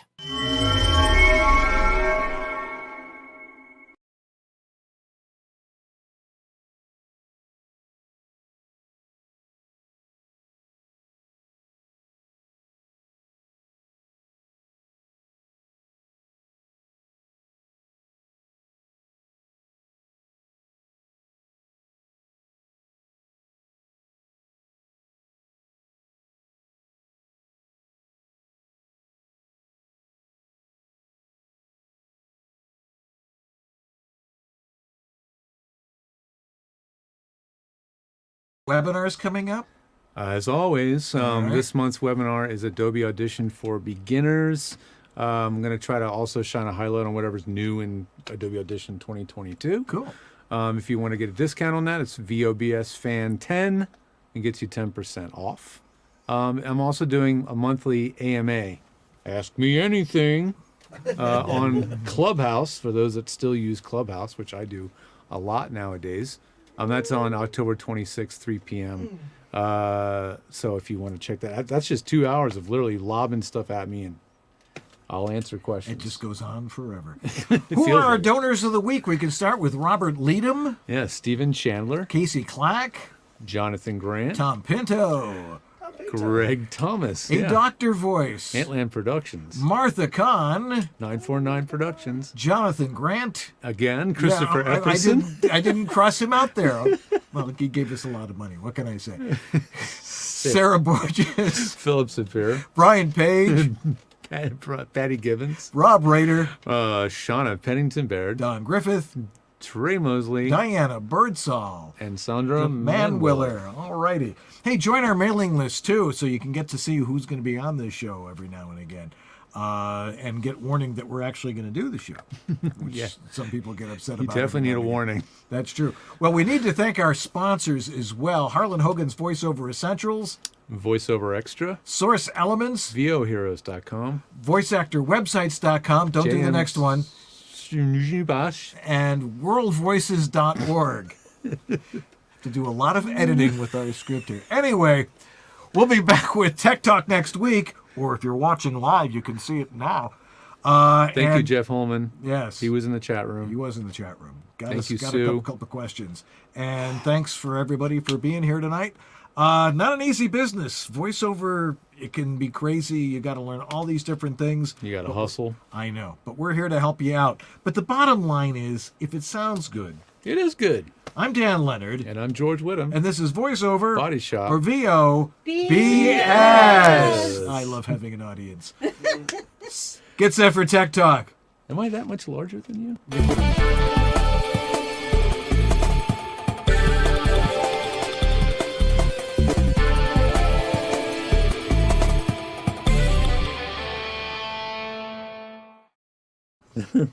So we're gonna try one more time. I mean, we don't really need the other camera now. Let's just reframe and move on. Yeah, move this one out of the way. I think we're gonna roll out, boys. Yeah, you should. So did you guys get to talk about your animation experiences at all together? No. Oh, really? Yeah, Jacob's been doing everything from Yeah, I saw music. your Instagram. It's fucking amazing. Thank you. He writes his music, he writes his Thanks, copy, man. he does his It was really Good fun. to see you, man. Good to see you Always too. like- Pleasure. Yeah. It's been a while. good. It has. Thanks, It's been a live guys. show. We live way too close by tonight. Yeah, well, let's ride bikes. Yeah, I have a little stereo, a little Bose. I love my little Bose. I have a trailer. I do the Venice Electric Light Parade. You ever do that? Yeah, no, I've seen it. You haven't done it? No, I'd love to do it. It's freaking I'd love fun, to do it. man. And Cyclavia too. I have a Bob trailer with a sound system I tow.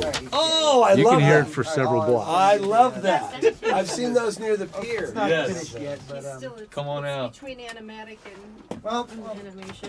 Can she stall for 30 seconds here? Yeah, no, I'm looking for my keys currently. Did I leave my keys in the car? I don't know. Well, your car may be out there then. I'm gonna go check. You have a really toony style. Thank you.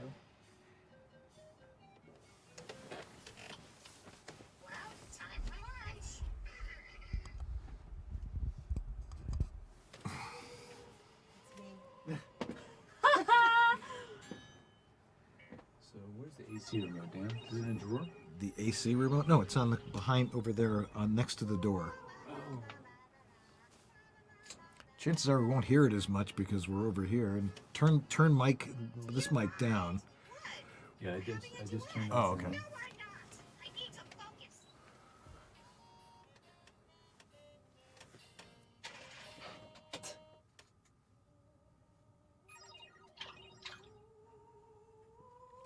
We'll be with you guys in a sec.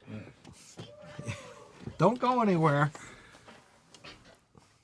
That's what I got so far. Dude, hell yeah! Hell yeah! That's awesome. Thank you. That's amazing. That's the first time I've been asked to voice anything in 6 years. Oh my god. But that's great. I got what to a do roll. the siren The song. siren song, indeed. Thanks for having me on, you guys. Oh, it's good to Thanks, see you, Miranda. Miranda. Take care. You too. Thank you. Thanks for Thank being you here. so much. Oh, goodness gracious. Hell yeah. Hell yeah, hell yeah. Hell yeah. All of the above. Okay, at least my ride is gone. Okay. He's gone. He'll be back. Yeah. So we meet again. Till we meet again. Farewell. You should go to some of those things, Jacob. Anyway, talk about having sponsorship and good contacts. Mm-hmm. But they've invested a lot in something that hasn't even sold. That's right. They've put a lot of money just in the merch alone. But usually you just kind of Check. Give me a level. 1, 2, 3, 4. 1, 2, 3. Get this a little A closer. little more intimate for this one. Yeah. There we go. Plus, you know how to meet her. we want Go to sound to like some we of know what we're those doing. events. Yeah. Eventually they're going to figure 1, out 2, 3, we're 4. just faking the whole thing, but you know. Well, I just put out bagels and cream cheese. All right. Alrighty. Thanks for being patient, Sue. Yeah. All right. So it's All right. 6:08. So. What was I looking? Oh, I was looking for the show notes. And it looks like the video image cleared up, I'm so gonna that's walk down to good. Sherry's house. Okay. Tell her I said hi.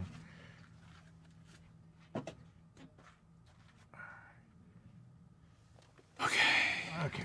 I think we are ready.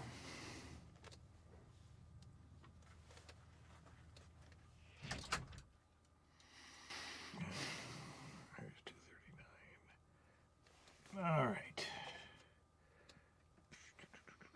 Remember, we used to do the tech first, and then we would make the guests, and everybody just sit and wait. Yeah. And Well, we stopped that. oh man. Tech Talk. Okay.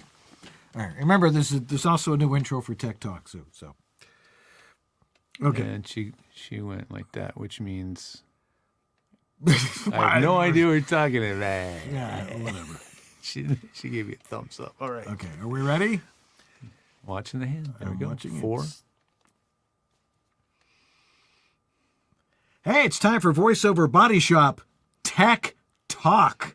Mm-hmm. We got lots of cool stuff tonight. 89. 89? It's Tech Talk number 89? Yeah. Oh, flash the 89. There it is. Jeez. Next time would be 90. I heard 2D graphics are all the rage right now. Really? Yeah. Oh. Didn't you like our 89? Oh, no. Well, there's 90. Okay. Oh, Cool. Oh, okay. Time machine. That's right. Anyway, if you've got a question for us about your home voiceover studio or some audio question that has to do with voiceover, throw it in the chat room right now because we'll be happy to answer it. We've got people wrote in this week. So we have a couple of pre-written questions and they go first in the queue. That's the way to do it. But we got lots of stuff to cover. You've got stuff in your tech update. Yeah, how about talking about a couple new audio interfaces and, maybe a little bit about a mic I heard about that some people are liking, a little bit about soundproofing, and a little thing about Audacity. We're going to cover a lot of stuff. All right, and I'm going to talk about dropouts. Well, we'll both talk about dropouts. Yeah. And we're not talking high school. Anyway, it's VoiceOver Body Shop Tech Talk right now.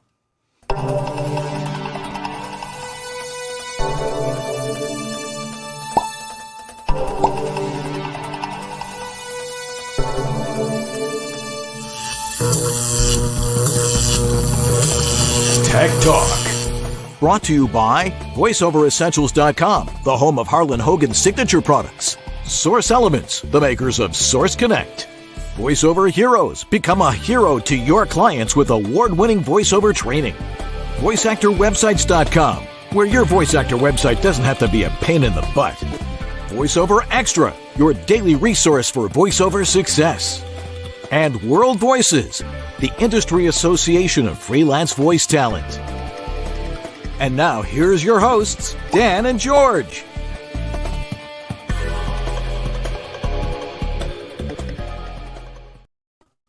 Well, hello there. I'm Dan Leonard. And I'm George Whittam. And this is VoiceOver Body Shop. Or VOBS. Tech Talk. Tech Talk. Tech Talk. Tech Talk. Tech Talk. Where we talk tech. Mm-hmm. And, it's been an interesting couple of weeks with the car accident, finally getting my new car eventually. Yeah. And while we're talking, I'm probably in Morocco. That's right, when this is airing, yeah. Yeah, I'm going to be in Morocco. I'm going to the Canary Islands. And Amazing. Spain and a couple of other cool places. But someone will be here at the house all the time. With a fire hose. With a taser. With a fire Don't hose even and a taser. think about it. Both my kids will be here. You don't want to deal with them. Anyway, we're here to talk about home voiceover studio technology, which really shouldn't be so technological. Mysterious. It should be simple, and all you really want to be is a voice actor. But there's so much stuff out there. Yeah. So much technology that makes it so much easier if you know how to use it. And there's also a lot more demands on the voice actor now, technologically, thanks to a little thing called the pandemic. That's true. So there's a lot more expectations. You got to know what you're doing, but it's not rocket science. It's logical and it's simple, and there's lots of tools to help you out. Mm-hmm. So why don't we go into, well, first we have to tell people what we do. Yes, we do. Which is, we work with home voiceover studios. This is a very, very unique niche place because everybody who's a voice actor has to have one. Mm-hmm. It used to here in LA, people would just go to their agent's office and there'd be a booth there and they would record there or they would get hired for a gig that way and then they would go into somebody's studio. Mm-hmm. But not anymore. You got to have a good home studio that sounds right. Yeah, there's no such thing as audition sound quality anymore. Is this good enough for auditions? Yeah, I still get that. If you're a name actor, yeah, you can get away with that. That's true. But if you're a workaday voice actor, you're not, in the 100,000 followers on Instagram club, et cetera, you have to provide the audio that the client is expecting to hear on the finished product every time. So what does it take to get there, to get your audio there? We know how. Well, we know how, and that's what George and I do because we've worked with thousands of people, literally. When we started, it was hundreds. Mm-hmm.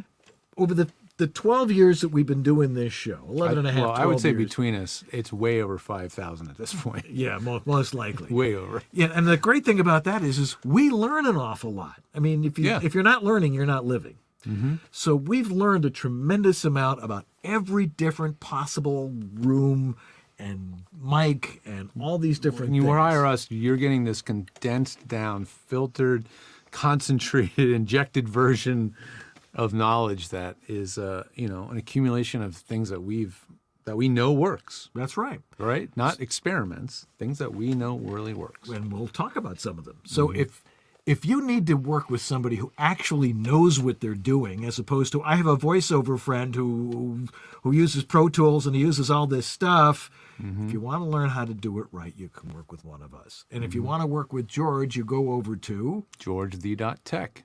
I mean, it's right there. There's a new website coming out in the next couple of weeks. I remember listening to Dan talk about his new website's coming any day. And it's That's there. how I feel right now. New website's coming, but it's still currently available to book on-demand services. You can just do a sound check. I mean, that's probably what almost everybody really actually needs the first time. Do I sound any good? Am I bookable?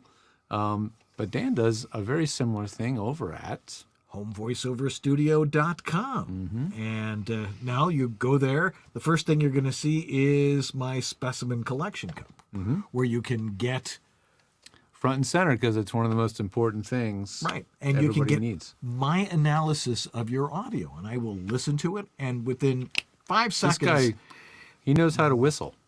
That's right. He knows what it's supposed to sound like. There's a way it's supposed to sound, and that's what I do. And I will give you a very thorough report and analysis on what it sounds like, and is it on the mark or off the mark, and what are some minor changes you can make to get it sounding better, because it's usually not something major. Yeah. Unless, of course, they're talking through their laptop mic thinking that they're talking through their microphone, which happens occasionally. Right, right. But anyway, so that's what we do. Check us out. We're the guys that you need to talk to when it comes to home voiceover studios. Everybody else says they're an expert. We've been there, done that. So Been there, done that. That's right. So anyway, let's get into George's tech update, because you got lots of stuff on there today. Yeah, I mean, some weeks there's just nothing interesting new happening, and right now there's several things coming along. You know, product reviews, I've been doing a lot less of those lately because honestly, to be completely frank, they ain't worth doing that much. It's very time consuming. There's really, you're putting, if you're trying to be a YouTuber, forget it. I'm not even interested. But there are things that they just come across the bow. And I just like, woo. And one of those is a new interface that I can't remember who mentioned it first. It might have been Byron Wagner. He's a big fan of Lewitt. And it's called the Lewitt. They make the microphones. Right. Lewitt Connect 6, spelled the correct way. CONNEECT, not to be confused with the one that starts with K, made by TC. And this is an interface that is... let's just put it this way. It is not what the average voice actor probably needs, but it is something for people that want more flexibility in how they route audio, the ability to do a little bit beyond just standard voice work and maybe work real time, do more live stuff, live stream, and certainly podcasting. Podcasting, for this, sure. This is a really amazing tool for that because it's a great amalgamation of parts, hardware, high gain mic preamp, so you can use any mic with it. Great signal routing. And it's made by Lewitt, which has a really good pedigree for quality, I would say. Their mics are really quiet. That's what they're known for. Yeah. Yeah. And anyway, it's called the Lewitt Connect. Sue may have already thrown it on screen, but she's got the website up right now. Oh, no, she's got the website for the M game. Oh, there it is. Thank you. That's what it looks like. It's kind of wild looking. Go to the next photo in that little carousel, Sue. It shows a little bit more of a feature of the unit itself. Yeah, that is really what it looks like. I mean, look. All right. Somebody said, "Hey, you know what? This thing's going to be cool because I can put little figurines on all those little platforms." Yeah. It's a crazy looking piece of industrial engineering, But what makes it good is the quality of the parts and the preamps and the signal routing. Not to be outdone. Meanwhile, there's the whole gamer side of everything, and M Audio now has M Game. So they are doing M Audio. M Audio is taking their technology to the gamers. So I know I'm still going a little off course from voiceover, but at the end of the day, a lot of the things that gamers and everybody else needs is really what we still actually need, which is being able to have a loop back, being able to play back something, things like that. The M Game RGB Dual can do all that stuff. Now, here's the thing. If you're a gamer, you're going to go bananas for this thing. Not being a gamer, it's a pomegranate. If you're a voice actor from theater of a certain age, you're going to be like, this thing is insane. But I'll tell you, when I went through and looked at the M Games feature set, I was like, holy cow. And again, the price, there's like a $300 price point that they're nailing with these products. I mean, the M Gamer Dual is called Dual because it will plug into 2 separate PCs or a Mac and a PC simultaneously. So if you have your like production system and your communication system, you have 2 completely independent systems that won't interfere with each other, and they all route through the interface. It's really, really fascinating. And they call it the RGB. In true gamer style, every single LED on the interface is color changeable. So you can completely customize the lighting on the thing. All right. I mean, if you know, you know, right? Some of you are going to be like going nuts for this thing. I can't vouch for the purity of its sound quality yet. M Audio is not known for bad gear, but they're known really for very kind of budget stuff. Yeah. So I'm curious to see, what the noise floor of it and things like that is. There's precious little reviews on this thing because they're shoving it into the gamer sphere. So there's not a lot of like pro audio people, well, none, talking about it. So that's why I'm talking about it here. So if anybody's interested in getting one and dares to buy one and rents one for a while, wants to let us know what they think, let us know. Another thing that came up that's interesting is I just also wanted to say, I mentioned the Connect 6. Connect 6 is not the TC Connect that's been around for many years, so don't get them confused, okay? Next up, Vanguard microphones. We've had one in the studio at one time. We got They make great. I have all their T-shirts. You have all their shirts? So do I think. They're a great, very locally run microphone company, small company, which is kind of nice because they don't try to make one of everything, right?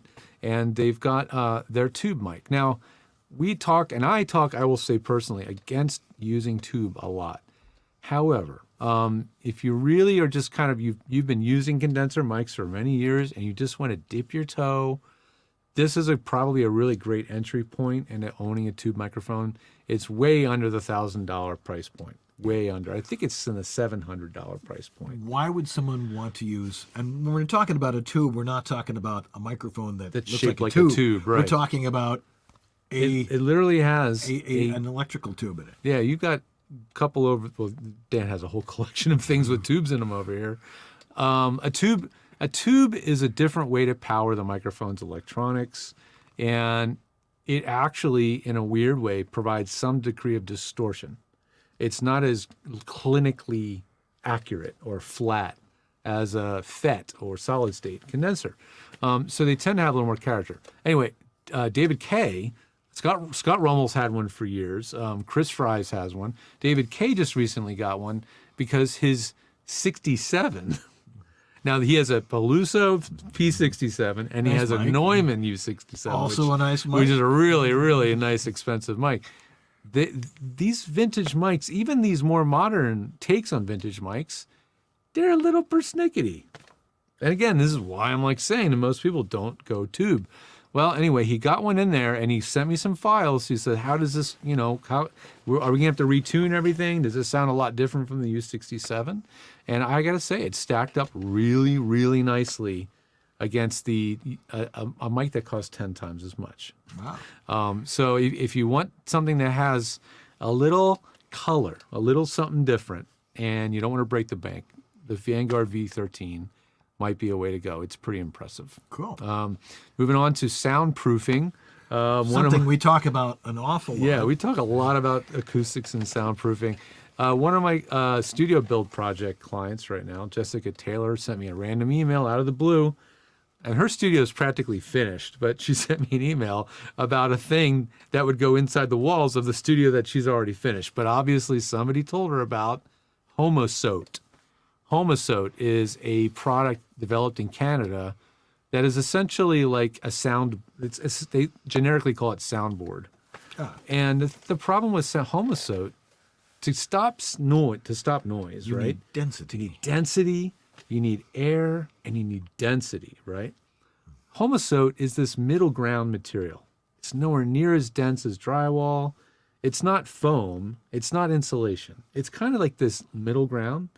And from all the research I've done on this stuff, everybody says pound for pound, dollar for dollar, another layer of drywall, which is considerably less expensive than a sheet of Homosote, is a far better soundproofing product. Right. So your mileage may vary. I know some companies are using Homosote as part of the construction of their product, and it may in proper use help, but if you're looking to soundproof and all you do is put up a layer of Homosote, you're not going to get out of that what you think you're going to get out of it. It's not really up to snuff. Yeah. I've tried the new Audacity. Oh, did you? I uploaded it. Yeah. I downloaded it. I just threw it on my computer because they finally have a 3.2.1. Yes. Which fixes a lot of bugs. Yeah. 3.2.0 was pretty buggy. But 3.2.1's came out. Did you mess around with the effects thing? No. Yeah. I don't use a lot of those effects. Right. Everything sounds good the way it just goes in You've and got goes a great onto the studio, hard drive. It's soundproof in That's here. right. It's got quiet ventilation. It's got all the good stuff. Well, Audacity 3.2.1 has a real-time effects feature now, which is kind of funny because all of its competition has had all this for many, many years. They finally decided they would put it in. It means that you can now have effects stacked or racked on a track, and you can hear those while you're playing the audio. So you can audition it as we say. You can hear it in real time, which for me as an engineer, thank you. The most frustrating thing about Audacity and its macro technology, which macros are fine. It's great that you can sequence in a bunch of different things, but you can't listen to them in real time. So with the real time effects, you can insert, a little high pass filter. You could have a little 2-to-1 compressor if you need, or a little EQ, and you can actually hear what they're doing while they're actually doing it. You can audition them real time. But these are things that an engineer would worry about. Somebody who is not physically doing the voice acting, because if you're concentrating on the technology while you're recording, when I you're say gonna real lose time, let me qualify that. Please. You are not listening to this processing in your headphones. Oh, good. Okay? It is not, it's not true real time. It's not zero latency. It's not like you're going to hear this amazing bass heavy sound and this bigger than life compression. No, you're not going to be monitoring through it. That is a key thing to mention. It is really just allowing you to hit play and immediately hear that little bit of processing, and you can tune it and tweak it, things like that. So anyway, that's what's new in Audacity. I haven't personally put 3.2.1 through the ringer yet. I'm still been kind of like cautious saying stick with 3.1.3 because I know that one works great and stable. So if you want to try out both, you can. You can actually keep an old version. Just rename it, which is exactly what I just did on my computer. I renamed the old version. I called it Audacity 3.1.3, and then I have the new one installed as well. And you don't have to lose your old version. You can keep the old one until you're feeling really confident about it. I'm actually pretty impressed. They changed the interface a little bit, so things are a little bit easier to follow. We can actually show that. Sue has a video. It's just 2 minutes long. Go for it. It's a demo of Audacity from Audacity's YouTube channel. Take it away.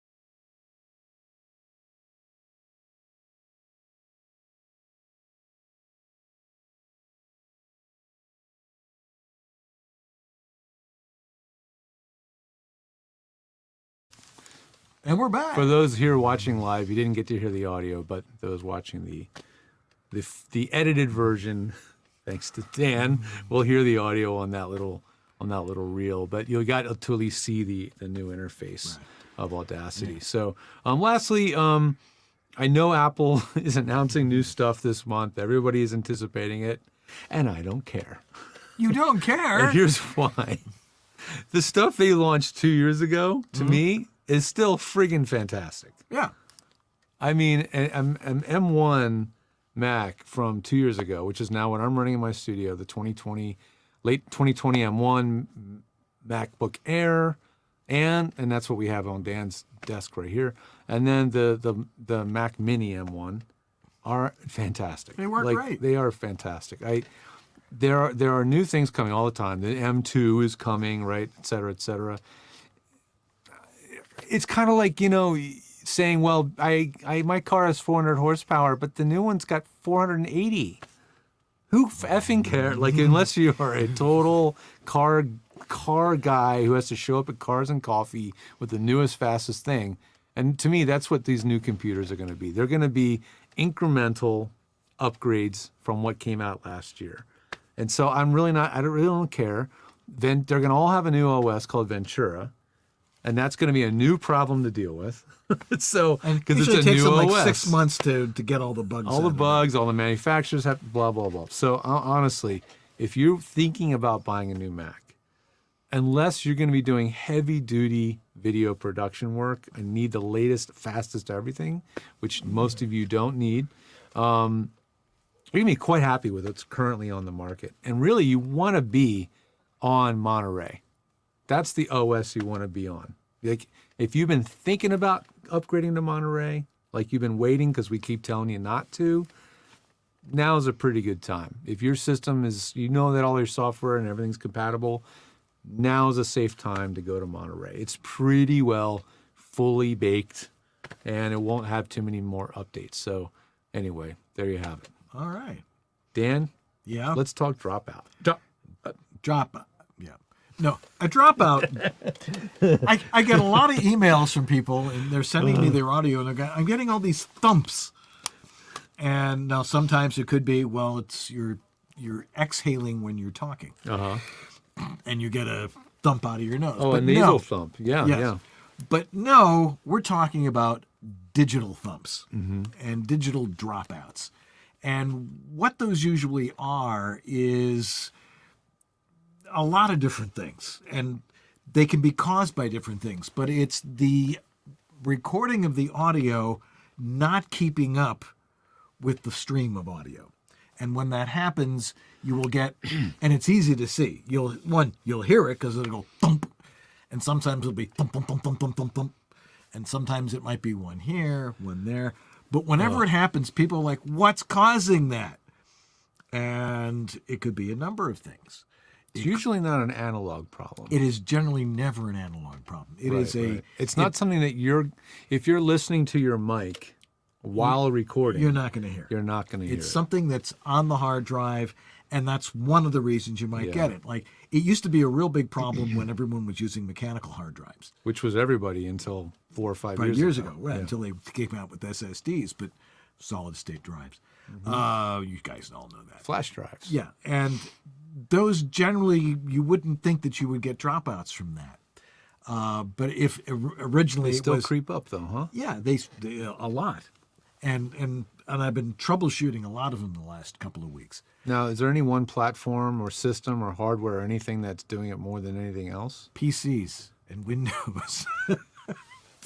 I was leading you down the primrose path. You knew where I was going with that. I had one yesterday. Someone who was a good client of mine. She's like, I've been doing this, and all of a sudden I'm getting it. And she had changed interfaces and changed mics. That's the worst when you hear, they've changed a million things. And I'm right. And I'm like, there's a really simple answer to this. What computer are you? Oh, I'm using a PC. And when did the problem start? Did she say it started like a week ago, a month ago, or it's been happening It's been forever? happening off and on for a while. Okay. So I'm like, get it. I know you don't want to hear this, but get a Mac. Yeah. And then she writes back, my husband's been telling me that. I'm like, well, great minds think alike. got herself a MacBook Air. Problem solved. She got over the learning curve. Okay, giving her some pointers. I imagine she's actually had a Mac or used a Mac before, but that solved the problem. PCs are a real problem because they're not really designed for recording audio. The Macs have a core audio system to them, which is it's much more integrated into how the computer works. Yeah. And that's why you can do It's literally at the core. It's literally at the core of the design of the Apple. It's about capturing audio and video reliably, and having everything work together. It just is. I've never had a dropout with a Mac. Windows 11 hasn't changed that. Windows 10 is basically Windows 11 is basically Windows 10 under kind of on the inside, just with a new Mac kind of OS, a little bit looking, interface to it, but it's still just Windows. The problem is that PCs, because they're modular in the way they're put together, and you can mix and match, cards and and SATA drives and all this other. There's a lot going on inside your computer. And Do you know what an IRQ is? What? Do you know what an IRQ is? It's an interrupt thing. An interrupt request something. Wow, I actually remembered that. I'm impressed with myself. IRQs, they actually still exist. They just don't see them in the way that we used to. Right. But they can still create conflicts. The way the sound drivers in Windows environments work, they don't multitask very well. Right. If you have to do Zoom while you're using Adobe Audition or Audacity, chances are you're going to have conflicts of drivers and on and on and on. Right. But there's another thing that can cause it. Yeah. And that is using a long daisy-chained USB cable. That's right. Somebody was having USB cable. She had the wires running underneath the floor.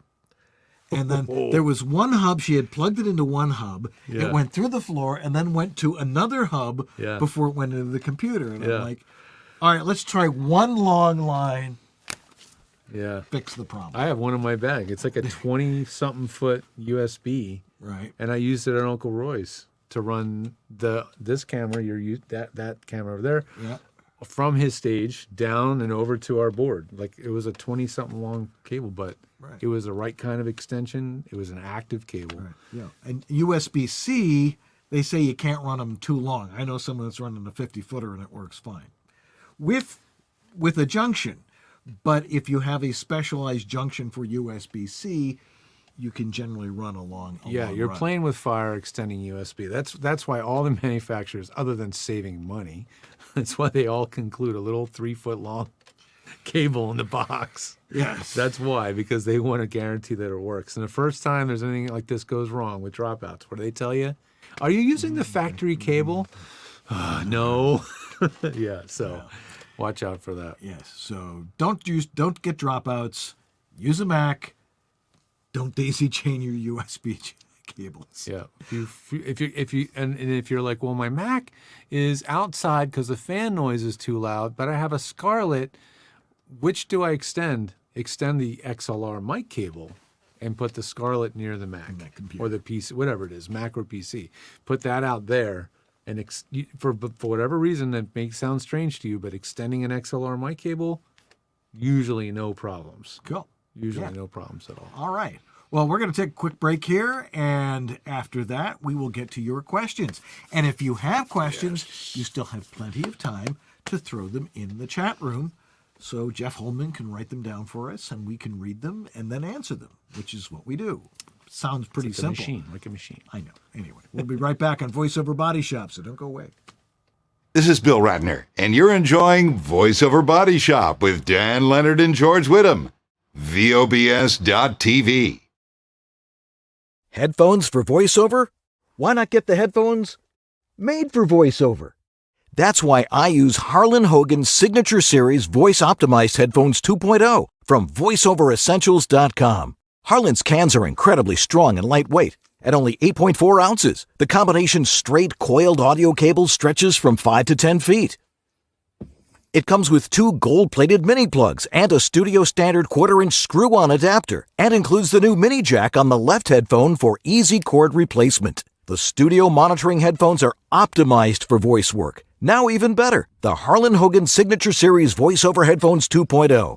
And for a limited time, when you buy the headphones, you'll also get a free autographed copy of Harlan's best-selling book, VO, Tales and Techniques of a Voiceover Actor, 2nd edition. It's full of stories from the trenches and insights about making the most of your voiceover career. Go on over to VoiceOver Essentials right now and order yours. Well, it's time to talk about Source Elements. Source Elements. The I get to creators- take part this time. Yeah, absolutely. Creators of Source Connect, a tool set that has really carried productions through the pandemic in a way that, it really allowed the production workflow, the way studios like to work, to continue, essentially. When they all went home, when all the producers went home, they couldn't go into the Warner Brothers and all those big studios. They wanted to keep shows going. Everybody wants to keep working. Everybody wants to keep feeding their families, Well, yeah. So guess what? They didn't have ISDN. They didn't have a way to connect remotely to their talent anymore reliably. Source Connect was there. It was its time. It was its We've time. only been Holy telling cow. people for like 15 years, you really need to have this because that's what's going to allow you to become a successful voice actor. Yeah. Because you can record remotely that way. Yeah, it came into its own for sure, and we know there are a lot of competing products. We know there's a lot being used on Chrome, and there's others out there trying to get into this business. The thing is, they've just been here for so long and have penetrated the market, and so many studios have it in their workflow. So anyway, if you want to get started, head over to source-elements.com and sign up and get your account started. You can get a 15-day free trial and get accustomed to it. And if you need any help, we've got great tech people. They have great tech people themselves. Yep. And if you have They don't more sleep. advanced needs, no, they're around the world, literally around the world at all time zones. And if you have a more complex issue with tech, obviously I'm here to help too, and we can make that happen for you. So anyway, thank you, Source Elements. Let's get on with the rest of the show. Hey there, I'm David H. Lawrence, the 17th, and with my company VO Heroes and my team of coaches and my community of voiceover talent, we guide voiceover actors along their journey. And you may be watching VOBS here and not nearly as far along as many of the other people who are watching. You may not even have started yet. And we actually specialize in helping you do just that. So if you're watching all the stuff going on here on VOBS and going, I have no idea what they're talking about, I don't know, but I really want to do this, I'd really like to help you. Please go to voheroes.com/start. That's voheroes.com/start. And you can take our Getting Started in Voiceover class, which tells you everything you need to get started as a voice talent. And I'd love to hold your hand along the way and help you with that journey. Again, voheroes.com/start. That's voheroes.com/start. Before time began, there was VOBS.tv. Watch or else.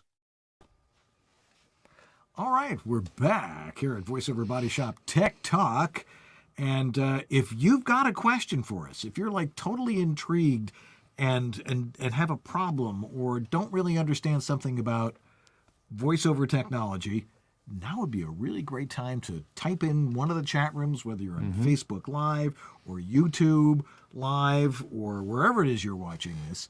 You can put it in the chat room there, and we will get that question in just scant moments. Absolutely. But people have written in because we told you. If you write in your questions, if you write to us at the guys at VOBS.tv, and you write your question, it will get to the front of the queue. So if you're watching the show, you know your question's going to come up first. That's right. So, and Tim's was the first one for tonight. Tim McKean asks, he says, my mic has an HPF, high pass filter switch, setting. My digital audio workstation has multiple HPF opportunities. Is there a difference? Is a hardware switch on the mic better than a software HPF later in the chain? Is one cleaner than the other? Ooh, that's an interesting question, actually. It sort of depends on the mic, because some high-pass filters are not the same as other high-pass filters on any one particular mic. That's right, yeah. And so what's better?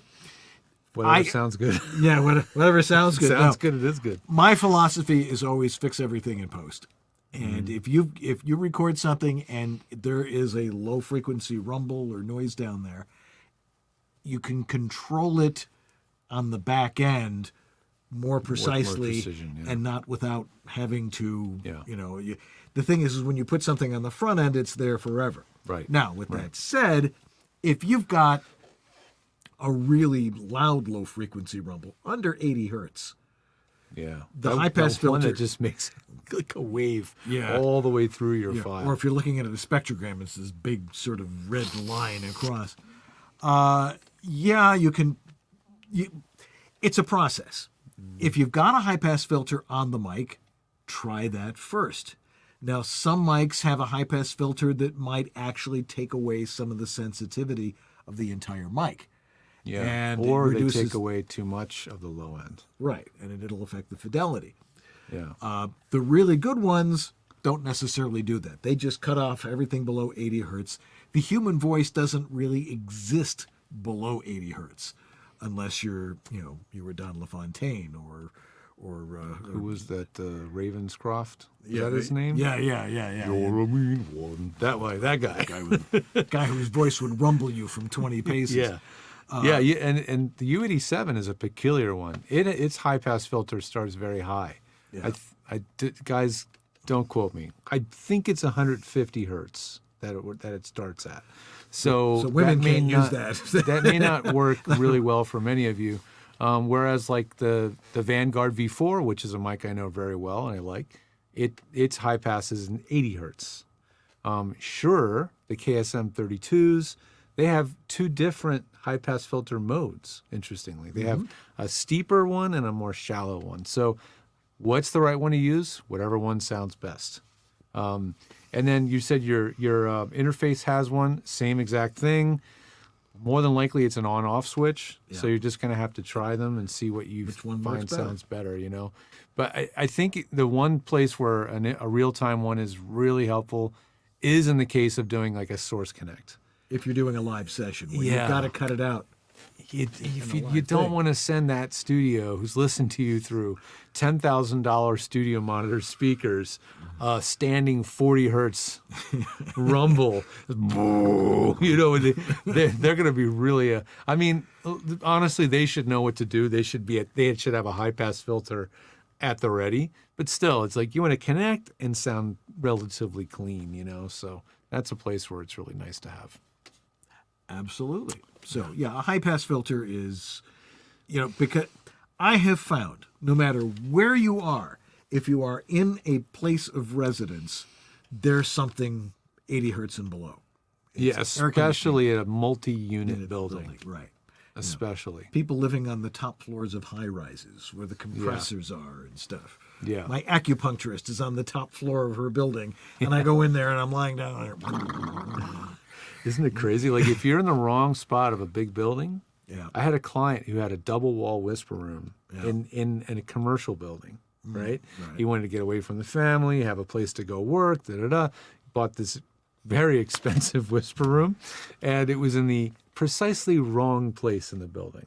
The HVAC system, standing waves just built up in that room. It was, and what was worse is once you went in the whisper room, that frequency was like a natural resonant frequency of his whisper. So you shut the door and it was even worse.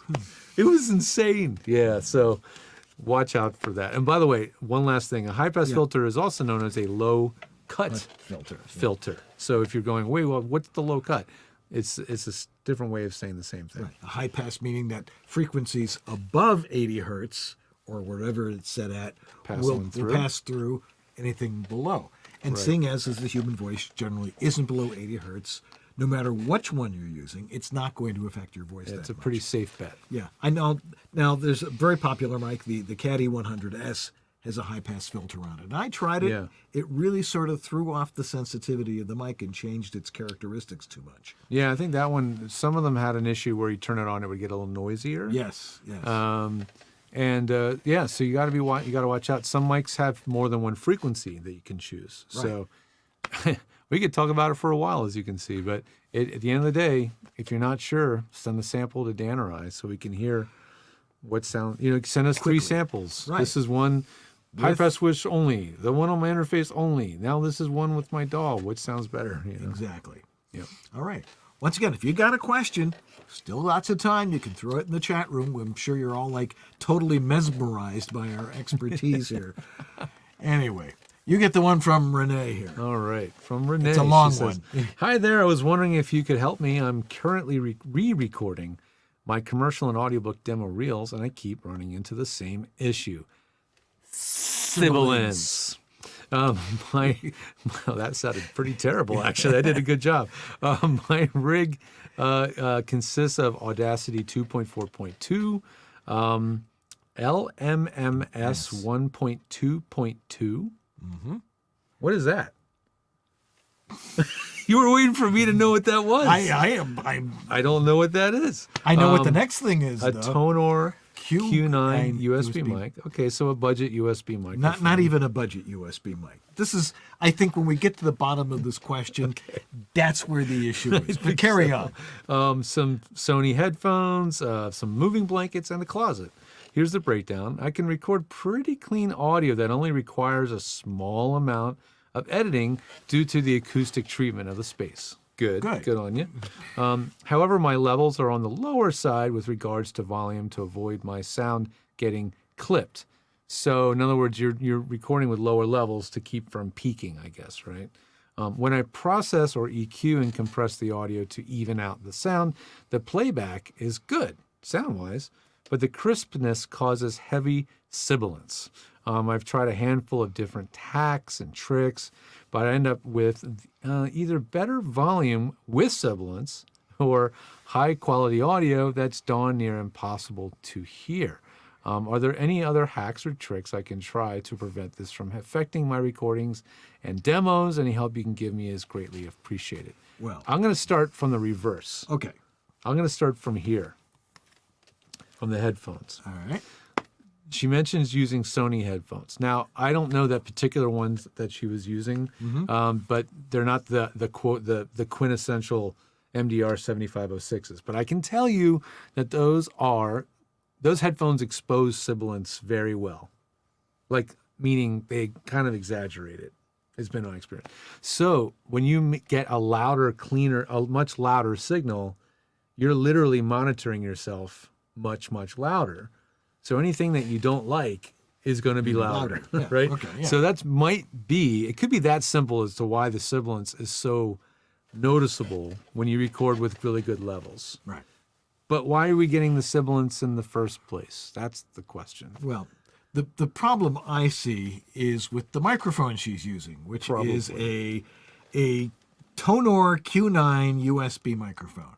Now, when I hear these things, and I see these when people, email me, I do what you always do. I Google it. I mean, I'd heard of this mic before, but I had to double check. The name's come up. It is a cheap USB microphone for $69. Oh, well under $100, huh? Well under $100. Okay, all right. It's not only is it budget, it's not even good for podcasting. Okay. They sell it with a reticulated arm. Oh, it's one of those packages. You get the arm, you get the mic, and the cable, and the mic pop is screen. Yeah, the mic is terrible. And the Yeah, reason yeah. you're getting sibilance is essentially, and this is from my own brain, I think it's the overmodulation of a high frequency. Mm-hmm. And so you get the distortion and it sounds very, very sibilant. And there are lots of people say, oh, my voice is really sibilant. So if you're talking to somebody and they say their voice is very sibilant and they're in the same room with you, you don't hear any sibilance. That's pretty unusual. Yeah. So it's generally, it can be the mic. If the mic doesn't have the frequency response, if it can't handle things over like 10,000 hertz, Yeah.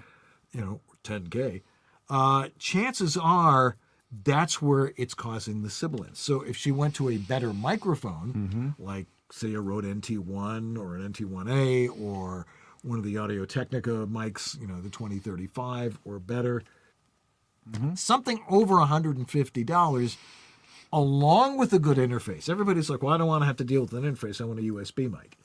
I'm like, well, you have to have a good USB mic, and a good USB mic, a really good one, generally is the same cost as getting a regular good studio condenser mic with an interface. Yeah. So I would say that that's generally what's going to solve the problem. It's going to, it's going to stop the sibilance. It's going to stop, not sounding the way it should. Yeah, Now, that capsule of the microphone might have a natural resonance, or Right. that create those extremely strong S's, right? Right, exactly. And also USB mics. Another thing that's frustrating about them is they're fiddly to adjust the settings. Yeah, you have to do it through. You either have to do it through a computer interface or through the OS. Yeah, either through or there's Windows tiny little there might be knobs on the mic. There might be some funky little multi-function button knob thing. It always feels fiddly because you're going like this. Right. Is that it? How's that sound? You know what I mean? Yeah. It's like controls on a microphone suck in any kind of directed live session on Zoom, anything, because as soon as they say adjust your gain, that's what they hear. So if you have a physical box where you can adjust everything, just a little it's bit. so much better for a professional session. Yeah, you really do need to have an interface, a good digital. And the thing is a good digital interface doesn't cost a lot. No. Now, they're very Well under expensive $200. ones. Yeah. What's the difference between, say, a good interface and a cheaper interface? Generally, it's the preamp and how much white How noise much gain it'll it put out, has, right? And then much clean gain it how many has. bells and whistles it has. Right. And do you need all the bells and whistles? All you need is to take your voice, the analog sound that your microphone is capturing, goes through the wire into the interface as an analog sound, and then it changes into the ones and zeros that your computer understands. Yep. Along with the preamplifier inside the Digitized through the analog to digital converter. Right. Right. So get yourself a better mic and a good interface, and that will solve that problem. And if you can't afford those, that's what credit cards are for. Yeah, good quality audio is affordable. Right. It is now, for sure. All right. Patricia Andrea, watching us on YouTube, says, I'm in Jacksonville, Florida, and having a hard time finding voiceover coaches. Could you recommend one virtually?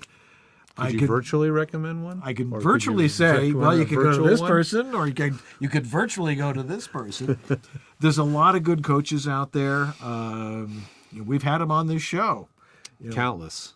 Type Coach VOBS. You'll see all the almost good every coaches. coach we've ever interviewed on YouTube. Yeah. I've worked and we've had to work virtually in the last 2 years anyway.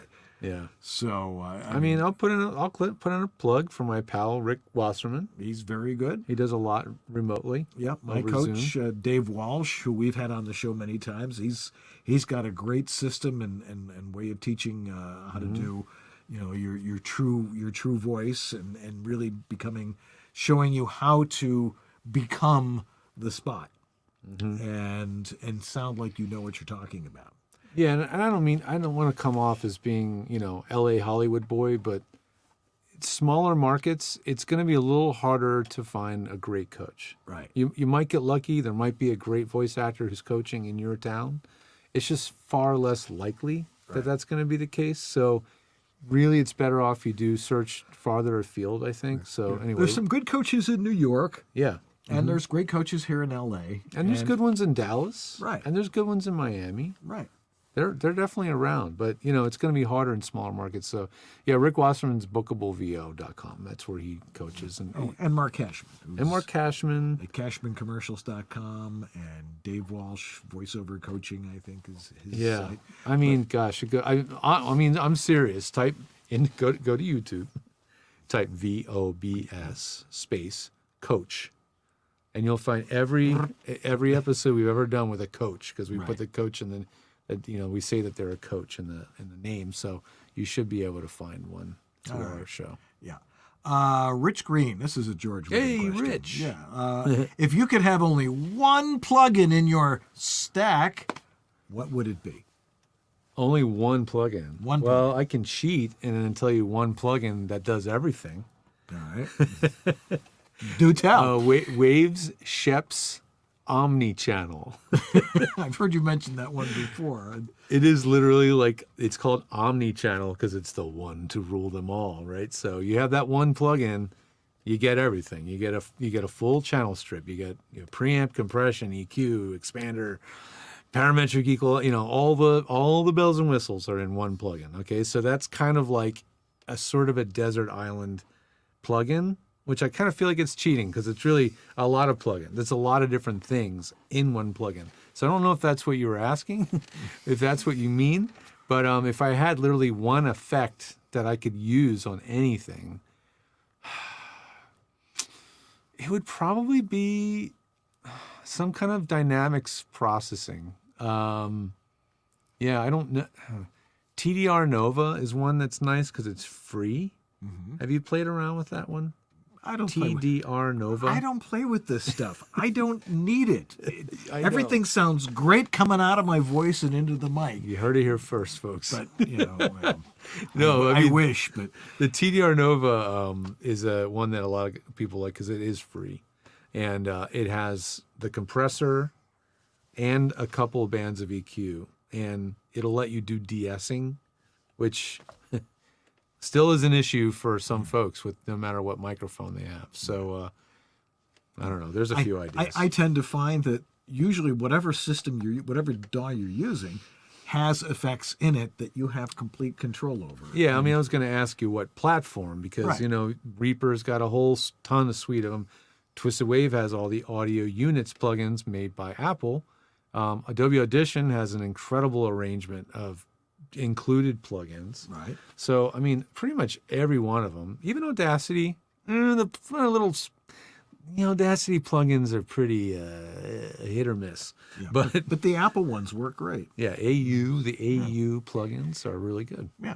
And they're not even plugins. They're just generally a standard. Well, it's your DAW will generally say, well, this is what we use. Oh, it'll just recognize Yeah, it. Twisted Wave has it. Audacity recognizes it. Yeah. Adobe Audition, of course, Yeah. Adobe Audition has It an has so entire many good suite ones. of tools. in Yeah, it, so- whenever I use Audition, I never honestly load an Apple Audio Unit plugin because it's already there. Like everything's in there. Everything is everything you need. Yeah.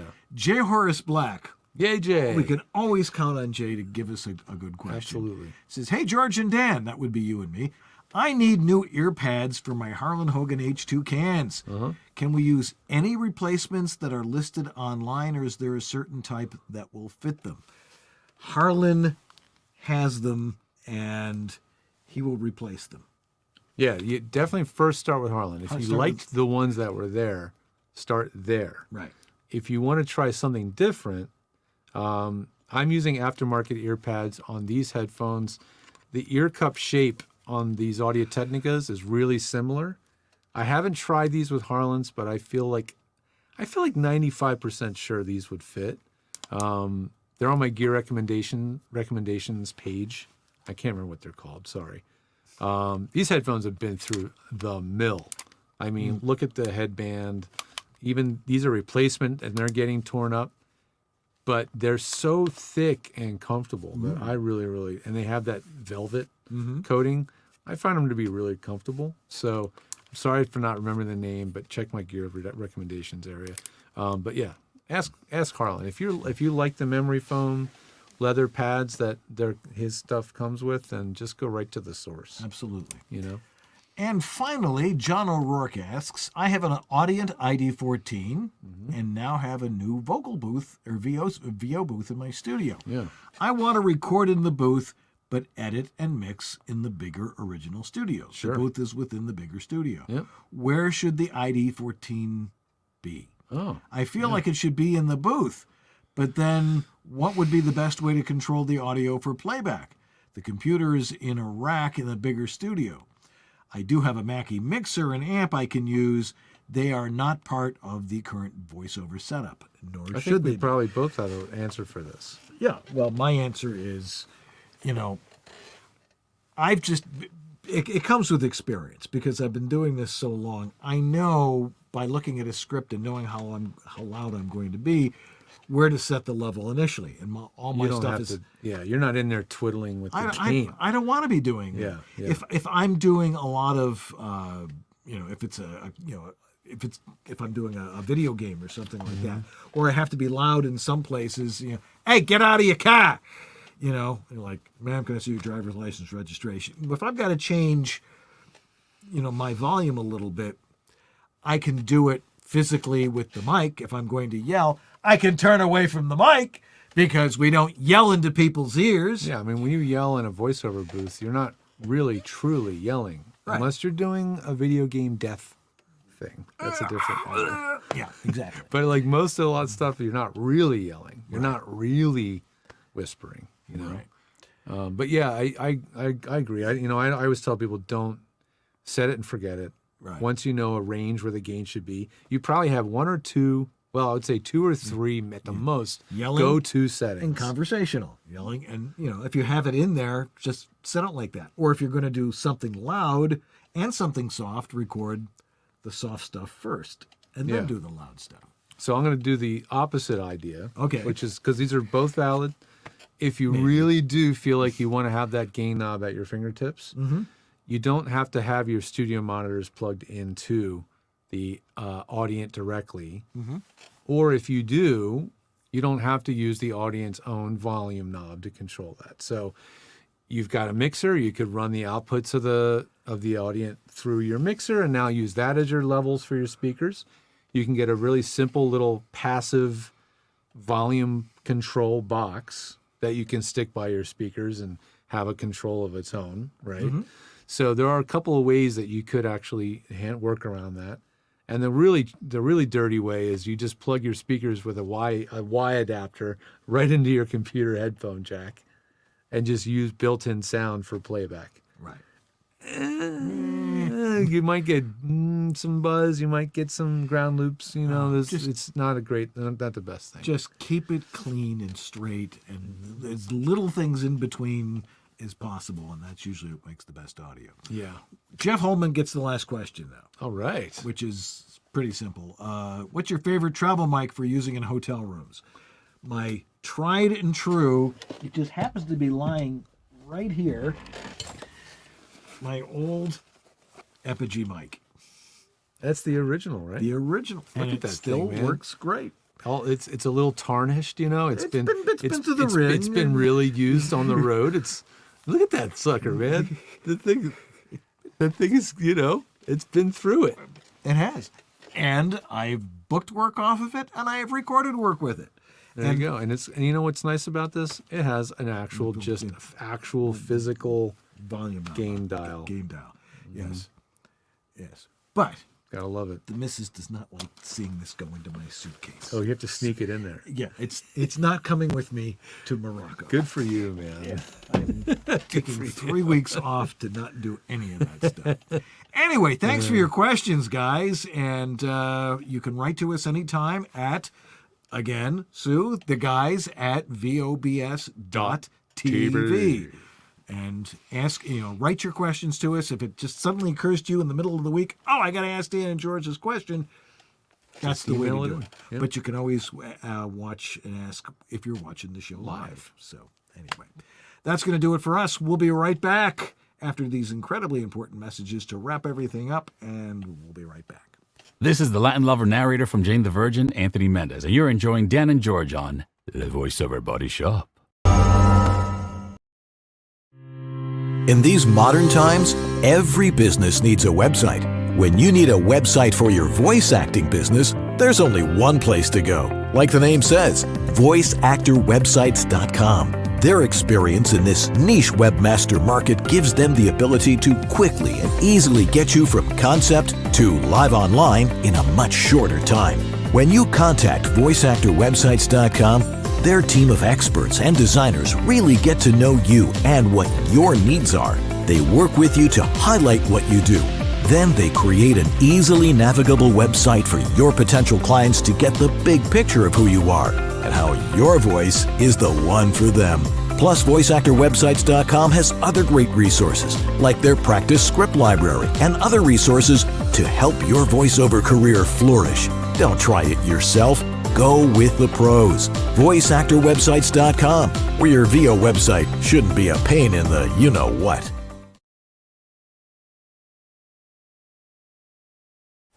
Your dynamic voiceover career requires extra resources to keep moving ahead.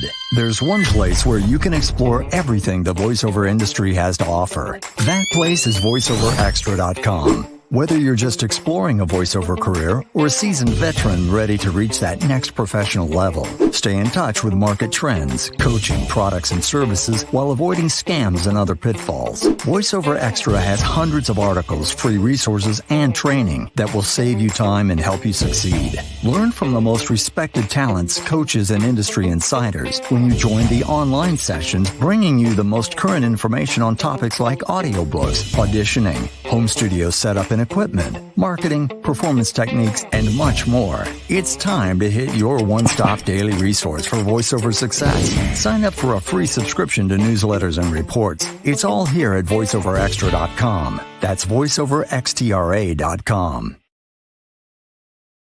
Yeah, hi, this is Carlos Alazraki, the voice of Rocco, and you're watching Voiceover Body Shop. Hey there. Hey, we're back. We took a moment to enjoy a cookie called a Dorbis.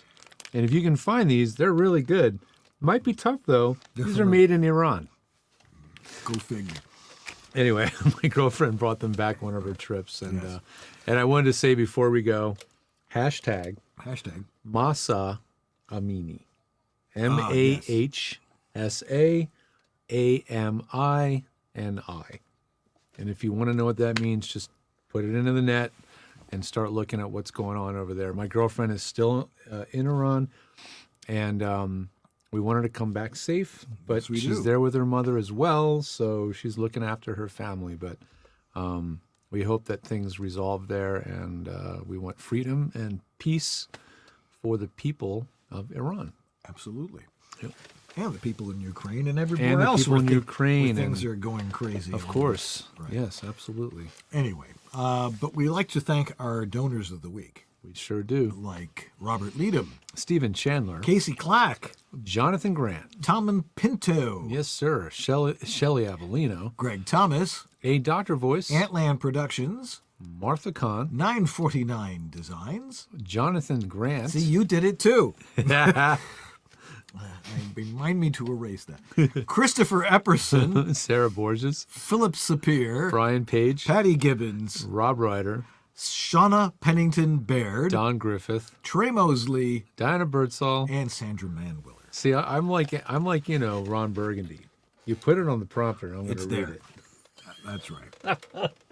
Oh my God, I love Yes. that show. All right. Well, if you want to work with one of us, hey, it's real simple. If you want to work with George, you go over to GeorgeThe.tech.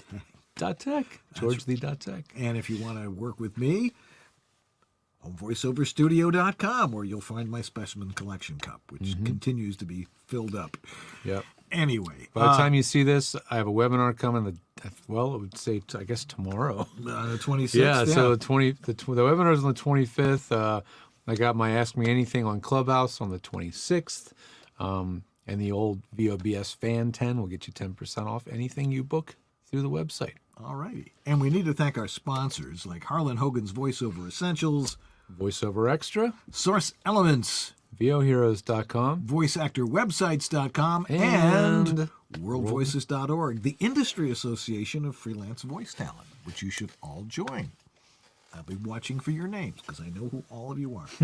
Anyway, that's going to do it for us this week. We're going to be off for a couple of weeks because I have to go to Morocco. Oh, man. Yeah, well. What a bummer. And the Canary Islands to go visit our good friend Ramesh, which I am really looking forward to. But I'm also looking forward to Morocco and Madrid and Barcelona and all these other places. Spain, that is definitely, can't wait to go to Spain. Spain's a cool place. Yeah. All righty. Well, look, not an easy business, voiceover, but technologically, we're here to help you out.